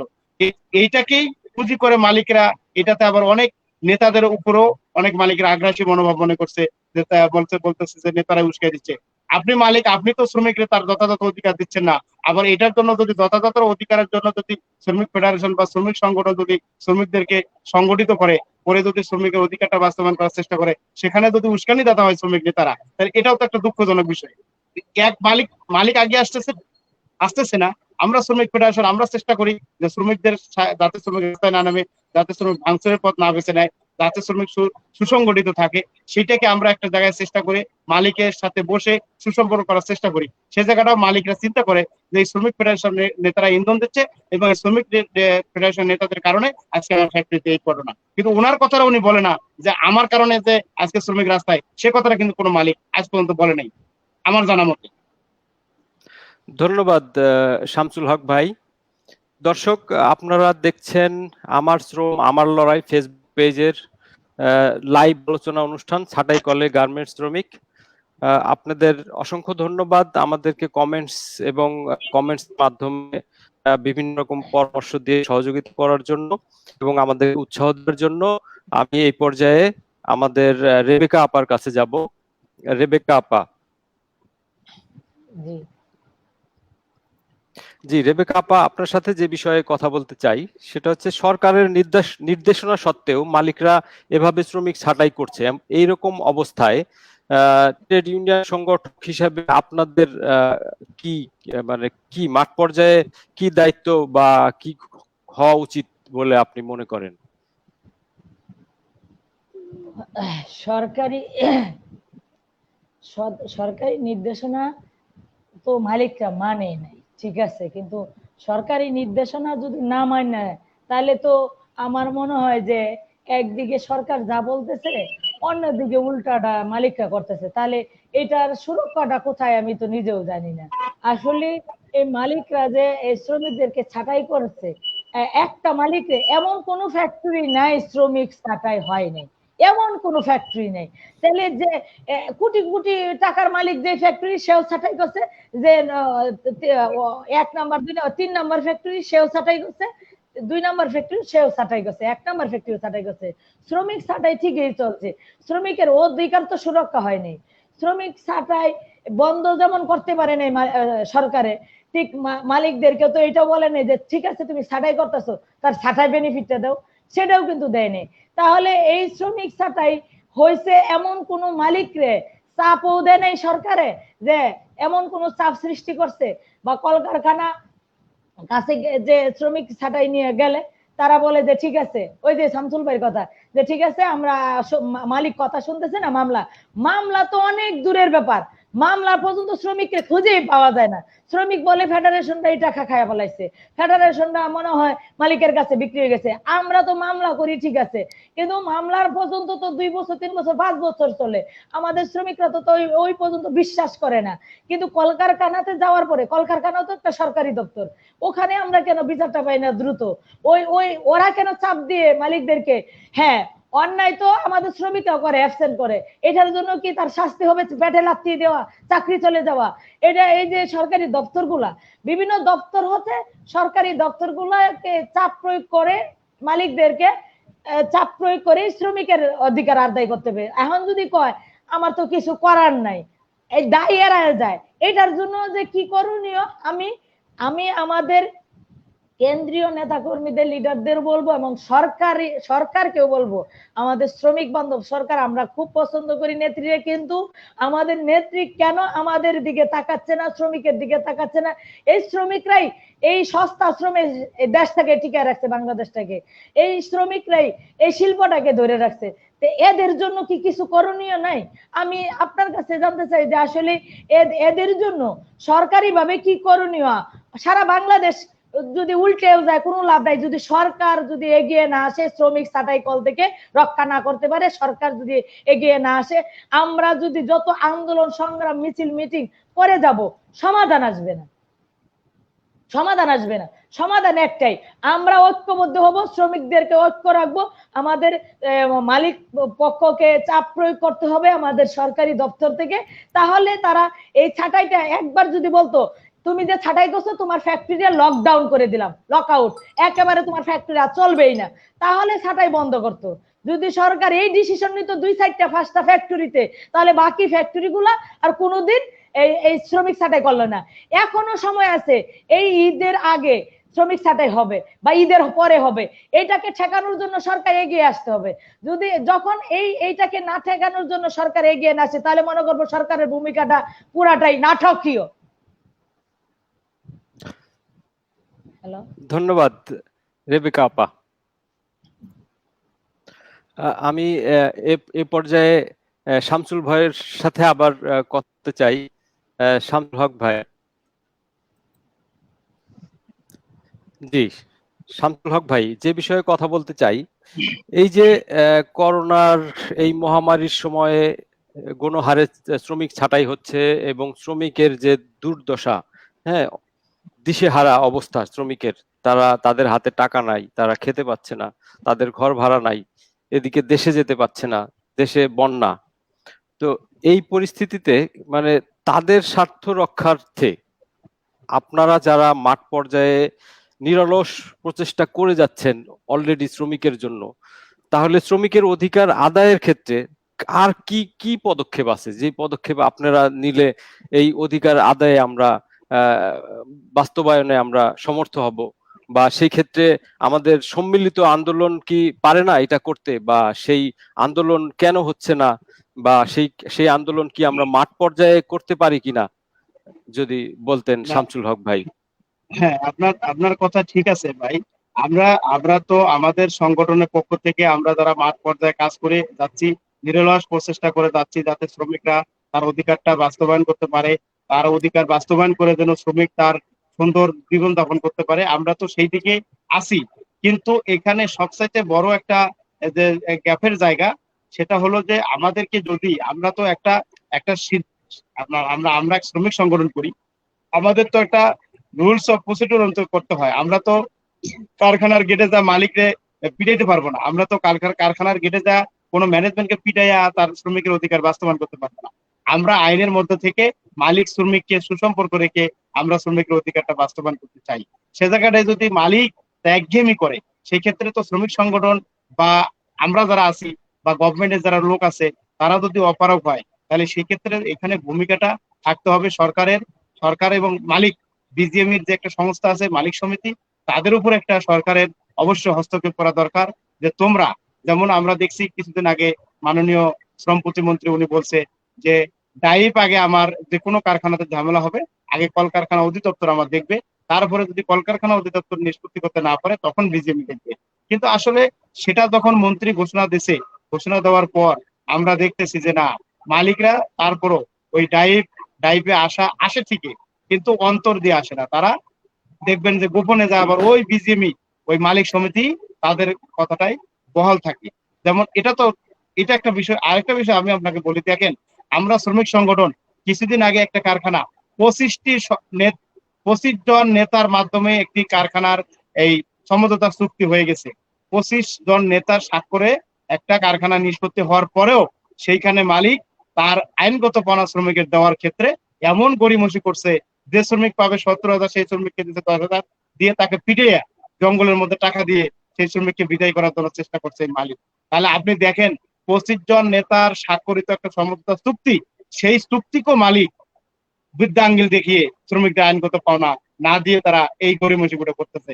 তাহলে আপনি বুঝেন যে 25টা শ্রমিক নেতার কথাও মালিক শোনে নাই। তাহলে 25টা কেন, এরকম 3-25 যদি 75টাও শ্রমিক নেতার হয়, তাও এই বাংলাদেশের মালিক ওইভাবে আসলে আন্তরিক নয় যে তারা যে একটা কমিটমেন্টের মধ্যে আসবে। এই জন্য আমাদের দেশের মালিকদের মাইন্ডসেট ঠিক করতে হবে, তাদের মনোভাবটা থাকতে হবে যে আমি যাতে আমার শ্রমিক এবং আমার দেশের যে গভর্নমেন্ট, যে একটা সরকার আছে, সেই সরকারের যে রুলস অফ প্রসিডিউর অনুযায়ী চলতে হয়, সেভাবে যদি মালিক চলে, তাহলে অবশ্যই আমাদের যারা শ্রমিক, আমাদের তো শ্রমিক অসংগঠিত শ্রমিক, আমরা জানি আমাদের শ্রমিক যখন ফেডারেশন মুখী হয়, সংগঠন মুখী হয়, তখন আমরা শ্রমিককে তো দালাল পড়ার কথা বলি না, আমরা শ্রমিককে বলি তার অধিকারের কথা, কি কি অধিকার আইনে আছে সেইটা আমরা শিক্ষণীয় বিষয় করি। কিন্তু মালিকেরা কি কোনোদিনও কোন শ্রমিককে, এই যে পিসি কমিটি করে, সেফটি কমিটি করে, কোনোদিন কি কোনো শ্রমিককে, ব্যাপক সংখ্যক শ্রমিককে শিখাইছে যে তোমরা আমার কারখানাতে যদি না থাকো, তোমাকে আমি এইটা দেবো, তুমি এইভাবে যাবা, তুমি এইভাবে ছুটি নেবা, এইভাবে তুমি চলবা? এই রকমের কি মালিক কোনোদিন ওটা শিখাইছে? এখনো অনেক কারখানাতে আছে তো নিয়োগপত্র দিচ্ছে না, হাজরা কার্ড দিচ্ছে, আইডি কার্ড দিচ্ছে না, অনেক কারখানাতে এখনো আছে, এমন মালিক আছে। তাহলে এই সমস্ত মালিক দিয়ে বা এই সমস্ত মালিক দিয়ে আমরা যারা শ্রমিক সংগঠন আছি, আমরা আস্তে আস্তে চেষ্টা করি যে আমরা 1 জন 2 জন 3 জন 4 জন 5 জন বা 10 জন করে আমরা ফেডারেশন নেতৃবৃন্দ সকলে চেষ্টা করি যে যাতে এই দেশটা এবং এই দেশটাও বাঁচে, আমাদের শ্রমিক ভাই বোনের জন্য বাঁচে, মালিকের জন্য বাঁচে। এই ধন্যবাদ। মনোভাব নিয়ে তো আমরা শ্রমিক সংগঠন করি। ধন্যবাদ শামসুল হক ভাই। আমি ঠিক এই প্রশ্নের বা এই আলোচনার ভিতরেই আমাদের রেবেকা আপার সাথে কথা বলতে চাই ঠিক একই বিষয় নিয়ে। যে রেবেকা আপা, ব্যাপারটা হচ্ছে যে আপনারা যারা শ্রমিক সংগঠক এবং যারা শ্রমিক এবং বিভিন্ন সংগঠনের পক্ষ থেকে আপনারা মাঠ পর্যায়ে কাজ করছেন, এবং এই যে মহামারীর সময়, যে সময়ে মানুষ ঘর থেকে বের হতেই ভয় পাচ্ছে, তো এই যে ভয় এবং নিজেদের এই জীবনের ঝুঁকি নিয়ে আপনারা মাঠ পর্যায়ে কাজ করছেন, কাজ তো করছেনই, কিন্তু শ্রমিক কি তার অধিকার পাচ্ছে?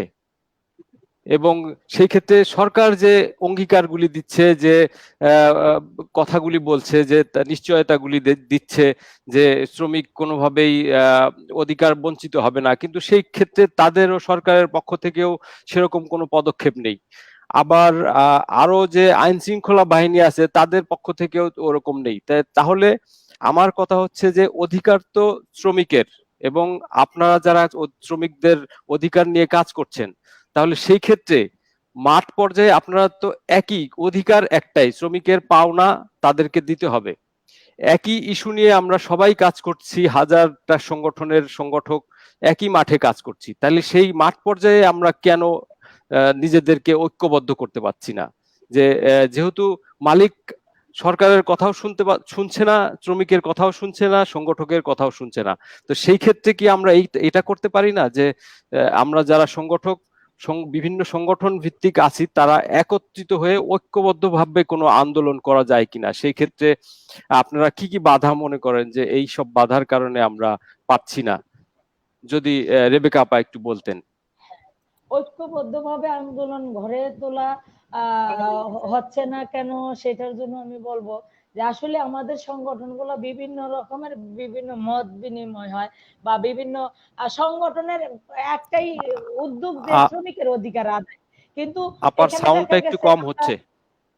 হ্যাঁ, তো সংগঠনের নেতা যারা আছে বিভিন্ন ভাবে যে আমাদের কেন্দ্রীয় লিডাররা বা আমার জাতীয় নেতারা।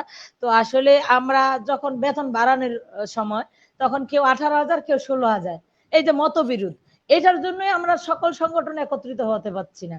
বা বিভিন্ন রকমের তাদের কলা কৌশল থাকে, এনজিও থাকে, বা তাদের বিভিন্ন বাধা থাকে, বা বিদেশি পয়সা খায়, বা বিভিন্ন রকমের সমস্যা তাদের থাকতেই পারে।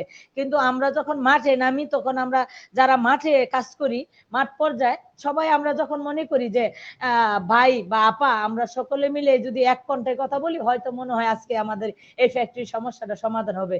এখন যদি আমি বলি চলেন যাই বিজিএমএতে, আরেকজন যদি বলি যে চলেন যাই আমরা ওই কলকারখানায়, তাহলে কিন্তু আমাদের মাধ্যমে ফাটল সৃষ্টি দেখলেই মালিকরা সুযোগ নিবে।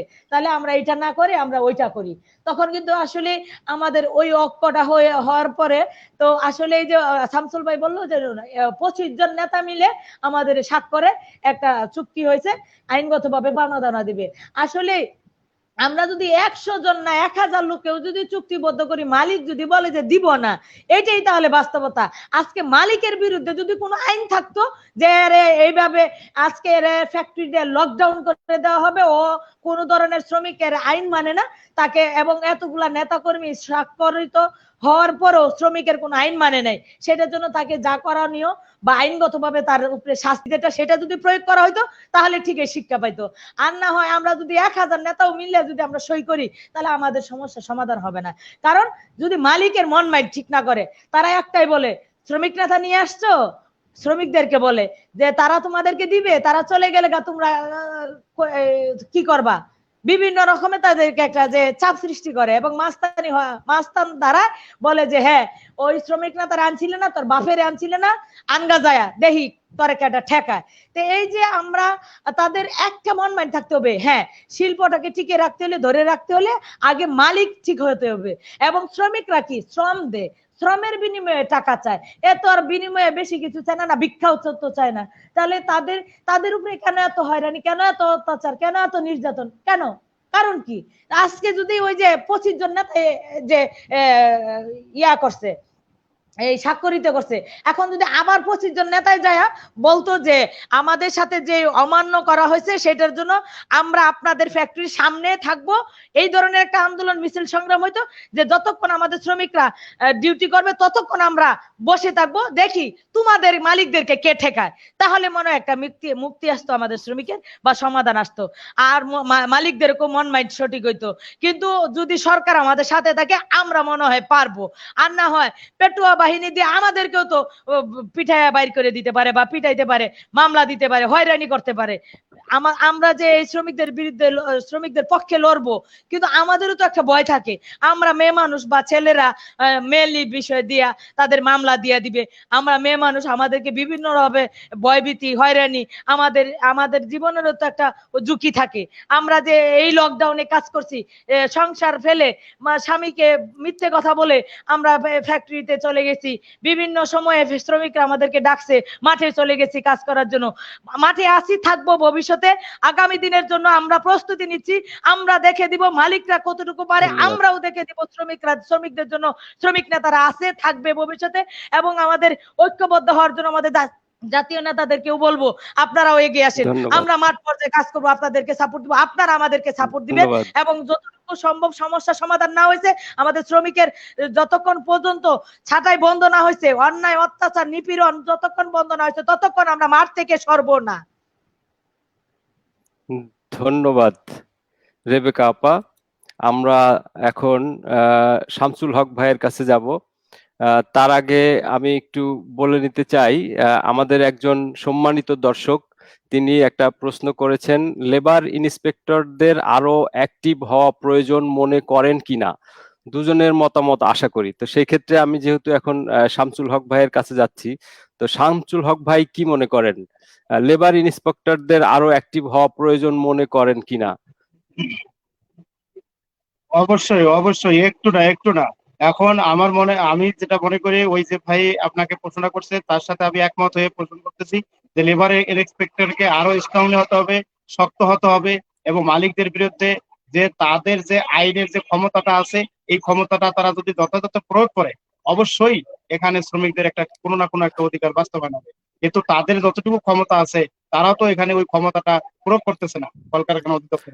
এটাও অনেক ইন্সপেক্টর আছে ক্ষমতা প্রয়োগ করতে চায় কিন্তু সে পারে না, তারও বাধা থাকে। এই কারণে এই বাধা মুক্ত হয়ে তাকে অবশ্যই আরো অ্যাক্টিভ হয়ে, যাতে যে তার যে আইনটা আছে ওই আইনটা যদি সে প্রয়োগ করে, অবশ্যই এখানে শ্রমিকের অধিকার কিছুটা হলো সেখানে বাস্তবায়ন হবে।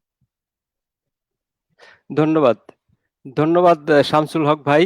আপনার সাথে আরো যে বিষয় নিয়ে আমরা কথা বলতে চাই সেই বিষয় হচ্ছে যে আপনাদের উপরে আরো বড় বড় নেতা, বড় বড় সংগঠন আছে কেন্দ্রীয় পর্যায়ে। তো সেই ক্ষেত্রে তারা আপনাদের কি কি ধরনের সহযোগিতা করছে এবং তারা কিভাবে সহযোগিতা করলে আপনাদের ভালো হতো, আপনাদের এই আন্দোলনে আপনারা সহযোগিতা পেতেন, যদি বলতেন।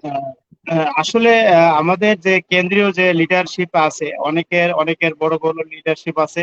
ধরেন অনেকে আছে একটা সেক্টর, অনেকে আছে বিভিন্ন সেক্টর নিয়ে, অনেকে অনেক সংগঠনের নেতৃবৃন্দ আছেন, সম্মানিত বড় বড় বিজ্ঞ নেতৃবৃন্দ আছেন।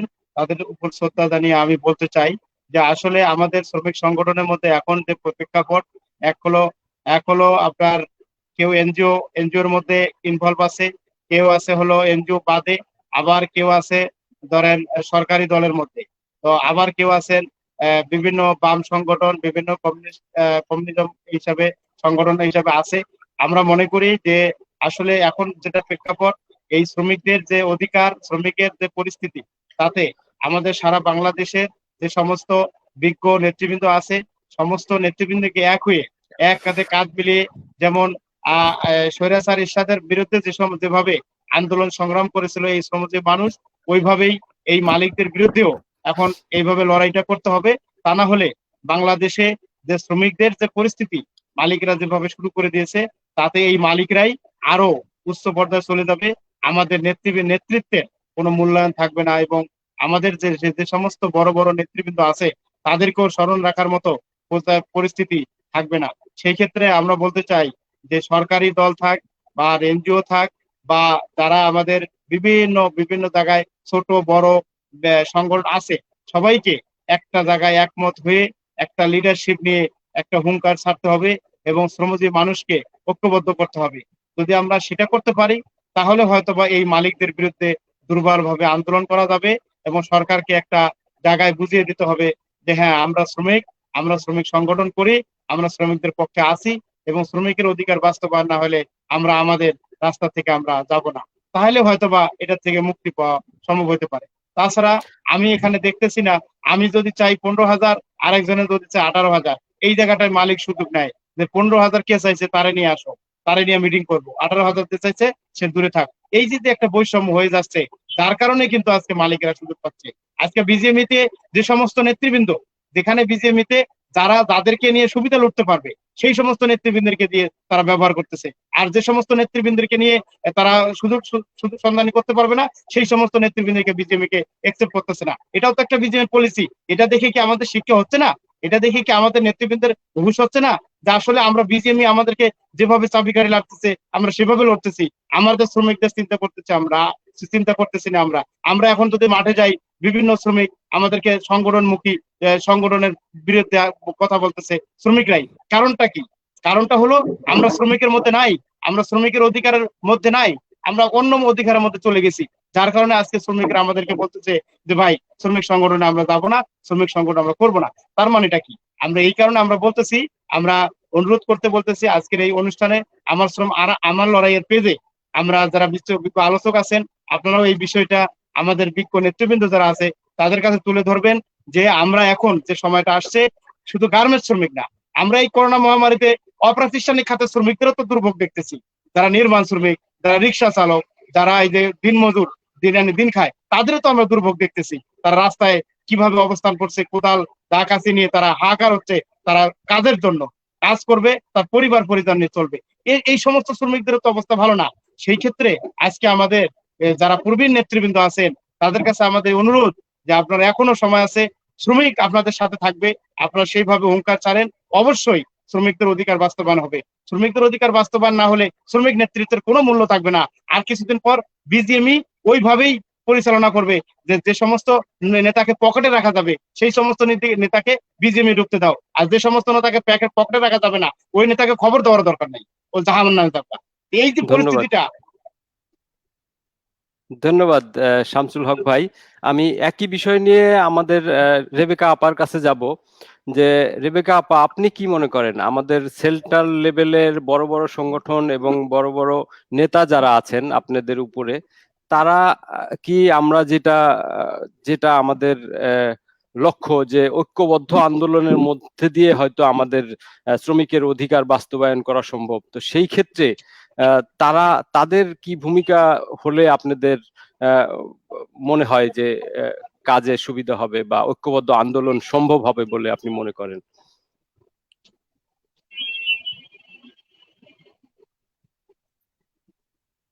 আমাদের এই যে জাতীয় নেতারা আছেন, ওনারা সম্মান দেখাই আমি কথা বলতেছি যে আসলে আপার শব্দটা একটু কম শোনা যাচ্ছে। আপনারা আপা, আপনার শব্দটা একটু কম শোনা যাচ্ছে।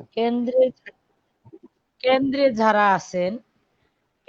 যারা আছেন তারা হয়তো আমাদের নির্দেশনা দেন, আমরা হয়তো কাজ করি, কিন্তু যারা কেন্দ্রীয় পর্যায়ে লিডার আছেন তারা নিজেদের ভিতরে আগে ঐক্যটা গড়ে তুলতে হবে এবং নিজেদের ভিতরে এক কণ্ঠে এক সুরে কথা বলতে হবে, এক সুতায় গাঁথা থাকতে হবে।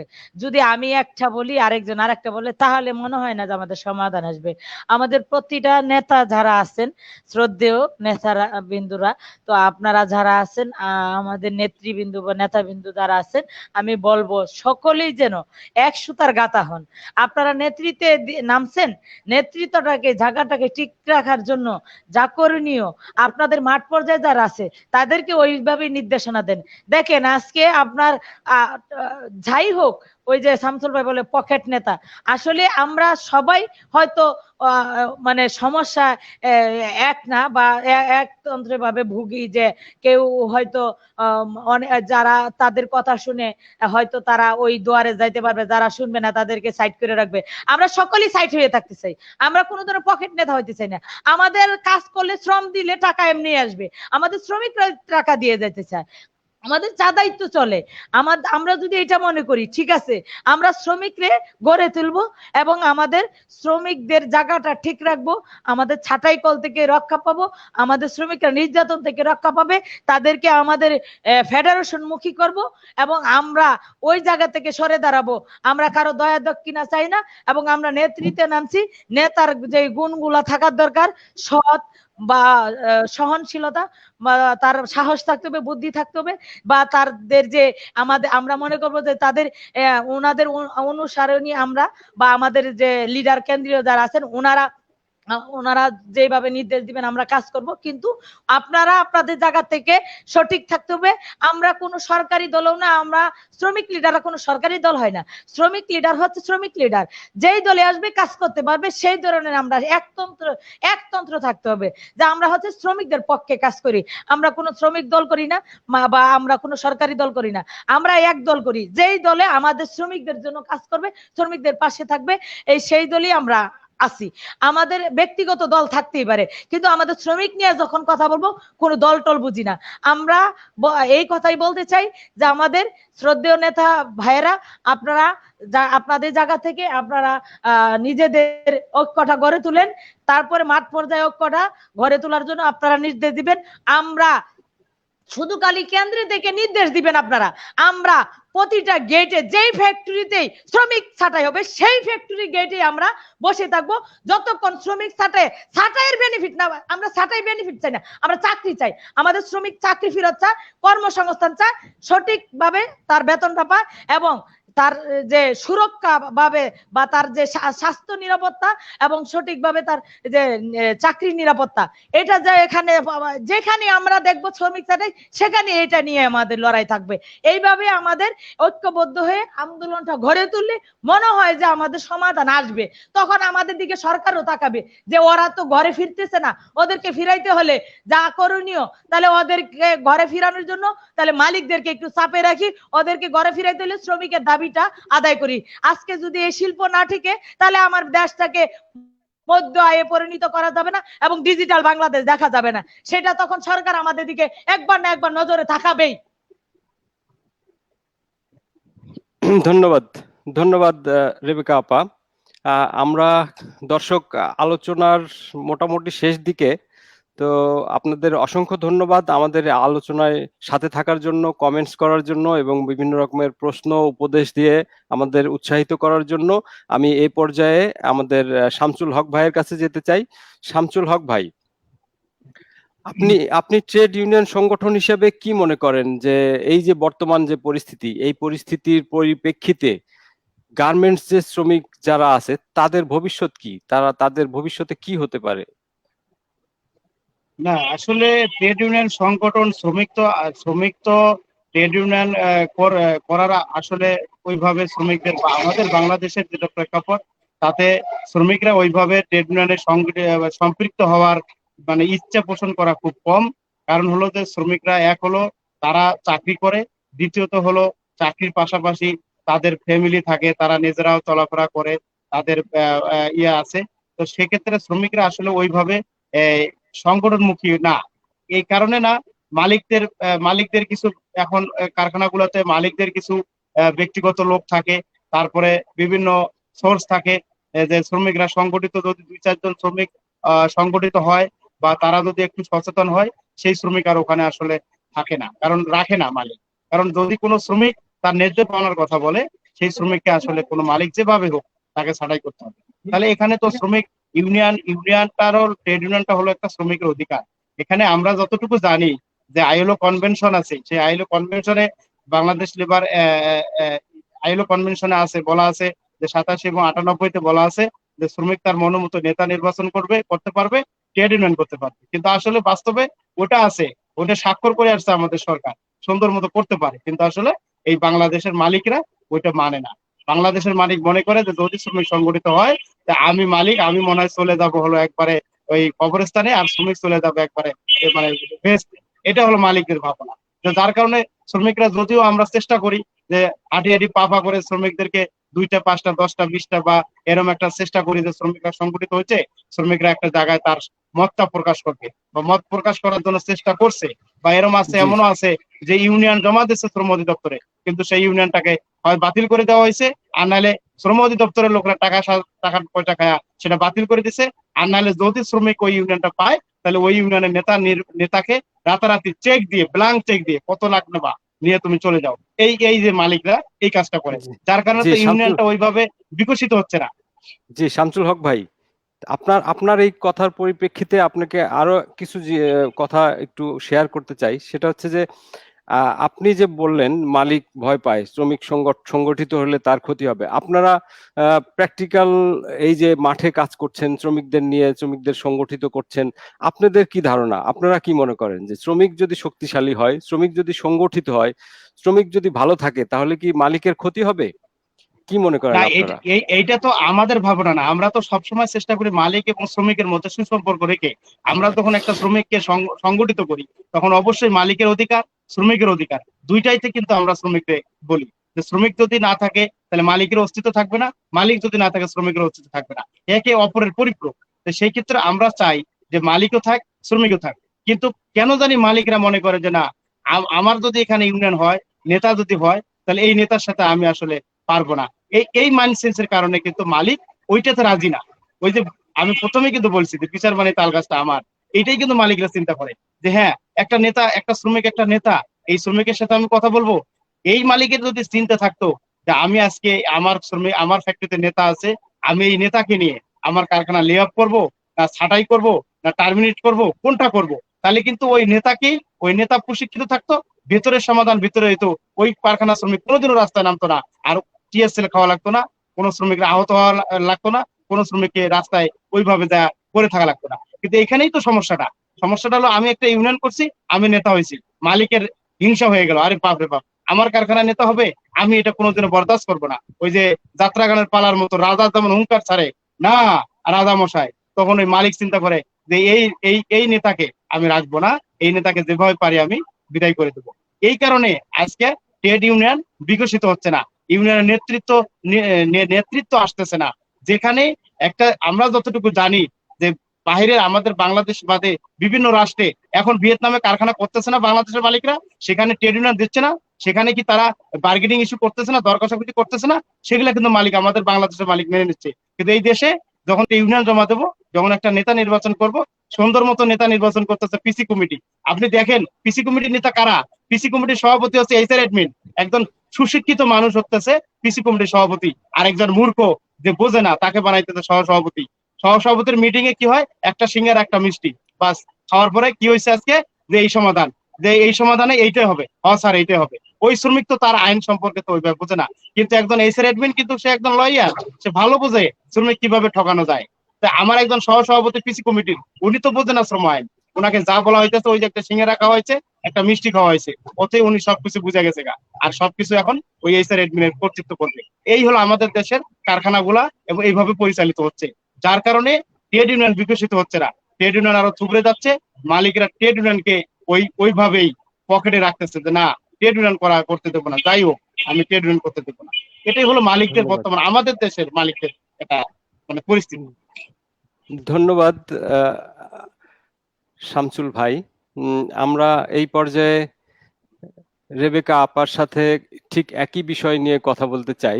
রেবেকা আপা, আপনার মতে, আপনি একজন ট্রেড ইউনিয়ন সংগঠক হিসেবে কি মনে করেন যে বর্তমানের এই পরিস্থিতিতে শ্রমিকদের কি অবস্থা হতে পারে, ভবিষ্যৎ কি হতে পারে তাদের? ট্রেড ইউনিয়নের নেতা কর্মীরা আসলে, ট্রেড ইউনিয়ন আছে অনেক, মানে অনেক ফ্যাক্টরি গুলাতে, যে ফ্যাক্টরি গুলাতে আপনার কথা কম শোনা নেতা যাচ্ছে। নেই। যে ফ্যাক্টরি গুলাতে ট্রেড ইউনিয়ন আছে, সেই ফ্যাক্টরি গুলাতে নেতা নাই, মানে গাছের মাথা কাইটে ফালাইয়া দিছে, গাছ আছে, ঠিক আছে।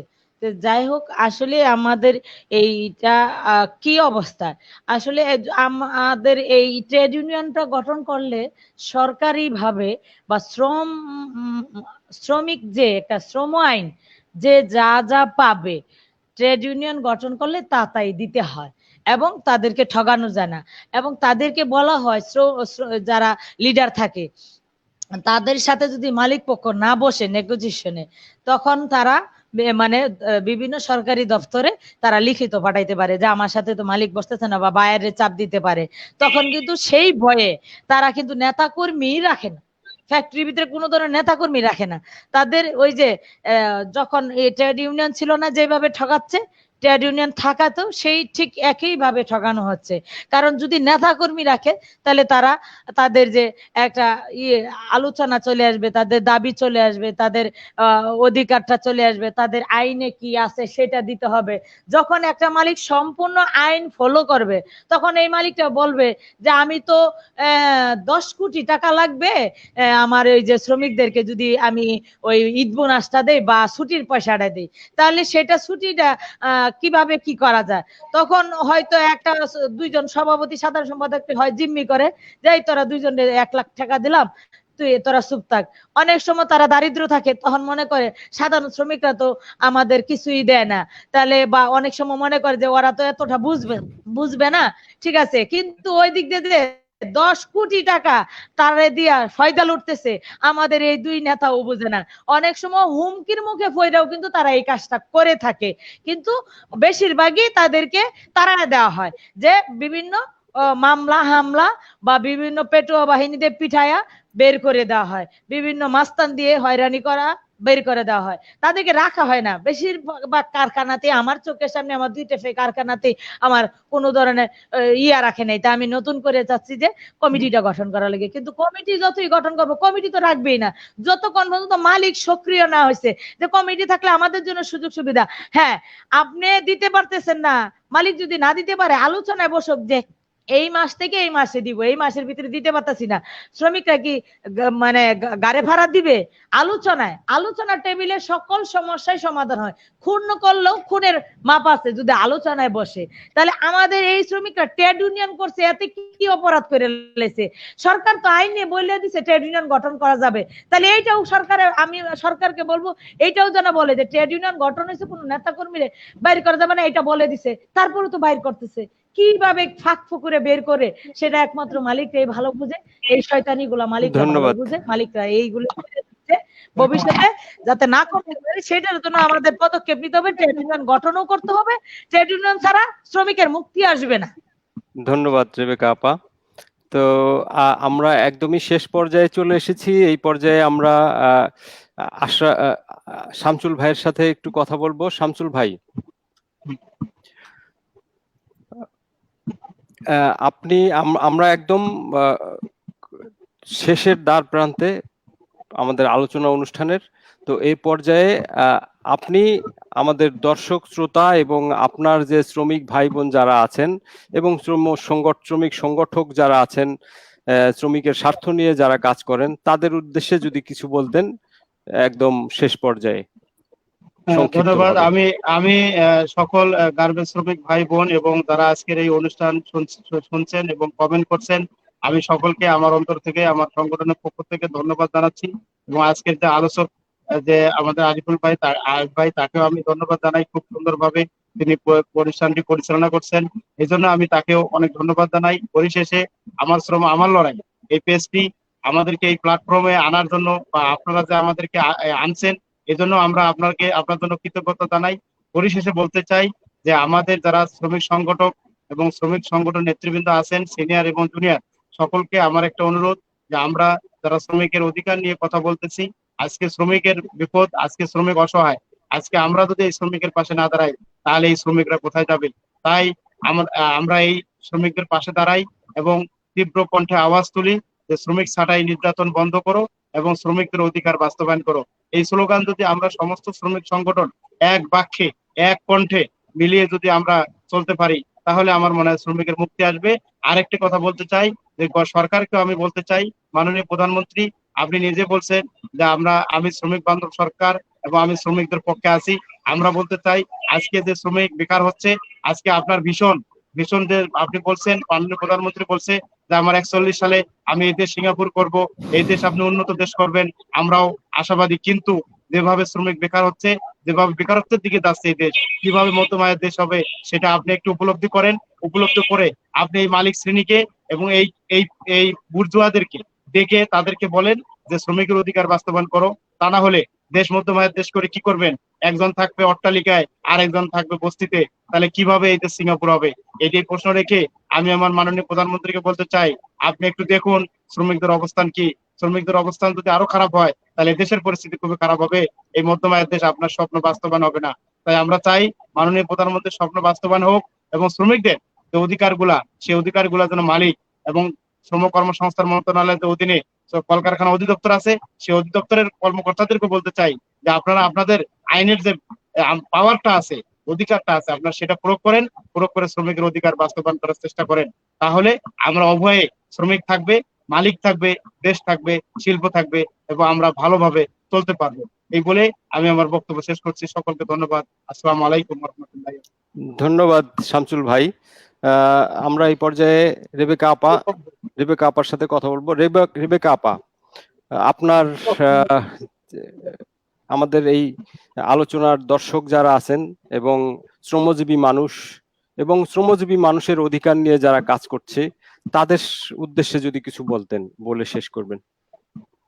জি, তো আসলে আমি শ্রমিক ভাই বোনদেরকে বলবো, যারা যেখানে আছেন, যে আজকের অনলাইনে আপনারা যে আমাদের আমার শ্রম আমার লড়াই দেখতে পাচ্ছেন, আপনারা সকলে ঐক্যবদ্ধ থাকবেন এবং ফেডারেশনমুখী হবেন। আপনারা আপনাদের আইনটাকে জানার জন্য চেষ্টা করবেন, আপনার অধিকারটা কি, আইন কি, এবং আপনাদের সকলকে, আপনাদের জন্যই আমরা এই আলোচনা, আপনাদের জন্যই আমাদের এই সংগ্রাম লড়াই। আপনারাও আমাদের পাশে থাকবেন, আপনাদের পাশেও আমরা থাকব। এবং আমি বলতে চাই যে আমাদের জননেত্রী শেখ হাসিনা, আমাদের এই মাননীয় মন্ত্রী, আমি একটা কথা বলবো যে আমাদের এই শ্রমিকদের যে ছাঁটাইকৃত শ্রমিকরা বা যারা ছাঁটাই হয়েছে, যারা দুর্ভোগে আছে, যারা ক্ষতিগ্রস্ত, তাদেরকে সরকার, বায়ার, মালিক এবং বিজিএমই সকল দপ্তরে মিলে যেন তাদেরকে ছাঁটাইকৃত শ্রমিকদেরকে তাদের এই ক্ষতিটা পুষিয়ে দেওয়ার জন্য আপনারা এটার একটা আমি দাবি জানালাম, তাদেরকে যেন সহযোগিতা করেন এবং যারা ছাঁটাই হয়েছেন তাদেরকে পূর্ণ বহালের জন্য আপনারা মালিকরা আপনাদেরকে অনুরোধ জানাচ্ছি, আমি সরকারকে অনুরোধ জানাচ্ছি, বিজিএমইকে অনুরোধ জানাচ্ছি, আমাদের এই শ্রমিকদের ছাঁটাইকৃত শ্রমিকদেরকে পূর্ণ বহালের জন্য আমি আবারও বলবো যে আপনারা অবশ্যই শ্রমিক বান্ধব, আশা করি যাতে ভবিষ্যতেও আপনারা আমাদের পাশে থাকতে পারেন, আমাদের শ্রমিকগুলারে ধরে রাখতে পারেন। আমরা শিল্পকে ধরে রাখতে চাই, আমাদের শ্রম শক্তি ধরে রাখতে চাই। আমাদের একটাই কাজ যে আমাদের এই শিল্পটাকে ধরে রাখা, মানে আমাদের বাংলাদেশটাকে সুন্দর একটি ডিজিটাল বাংলাদেশ দেখতে চাই। আমাদের এই শ্রমিকদের চাকরি পূর্ণ বহালের জন্য আপনাদের জোর হাত অনুরোধ জানাচ্ছি। সকলকে আমার ধন্যবাদ জানিয়ে আমি আমার আলোচনা বা বক্তব্য শেষ করলাম। ধন্যবাদ রেবেকা আপা। ধন্যবাদ শামসুল হক ভাই, আপনাদের এই এত ব্যস্ততার মধ্যে আমাদেরকে এই আলোচনায় যুক্ত হয়ে আমাদের সাথে থাকার জন্য এবং প্রাণবন্ত একটি আলোচনায় অংশগ্রহণ করার জন্য, এবং সাথে সাথে দর্শক যারা আমাদের এই প্রোগ্রামটি দেখেছেন এবং যারা দেখবেন তাদেরকেও অসংখ্য ধন্যবাদ। আমাদের সাথে থেকে কমেন্টস করে, উপদেশ দিয়ে এবং বিভিন্ন রকম প্রশ্ন করে আমাদেরকে উৎসাহিত করার জন্য। এবং আশা করি এই যে আমাদের প্রচেষ্টা, এই প্রচেষ্টার মাধ্যমে কোনো একদিন হয়তো বাংলাদেশে শিল্প বিপ্লব আসবে এবং শ্রমিক ভালো থাকবে, মালিক ভালো থাকবে, সুন্দর একটা বাংলাদেশ আমরা দেখতে পাবো। শ্রমিকের মুখে হাসি দেখতে পাবো, মালিকের মুখেও হাসি দেখতে পারবো।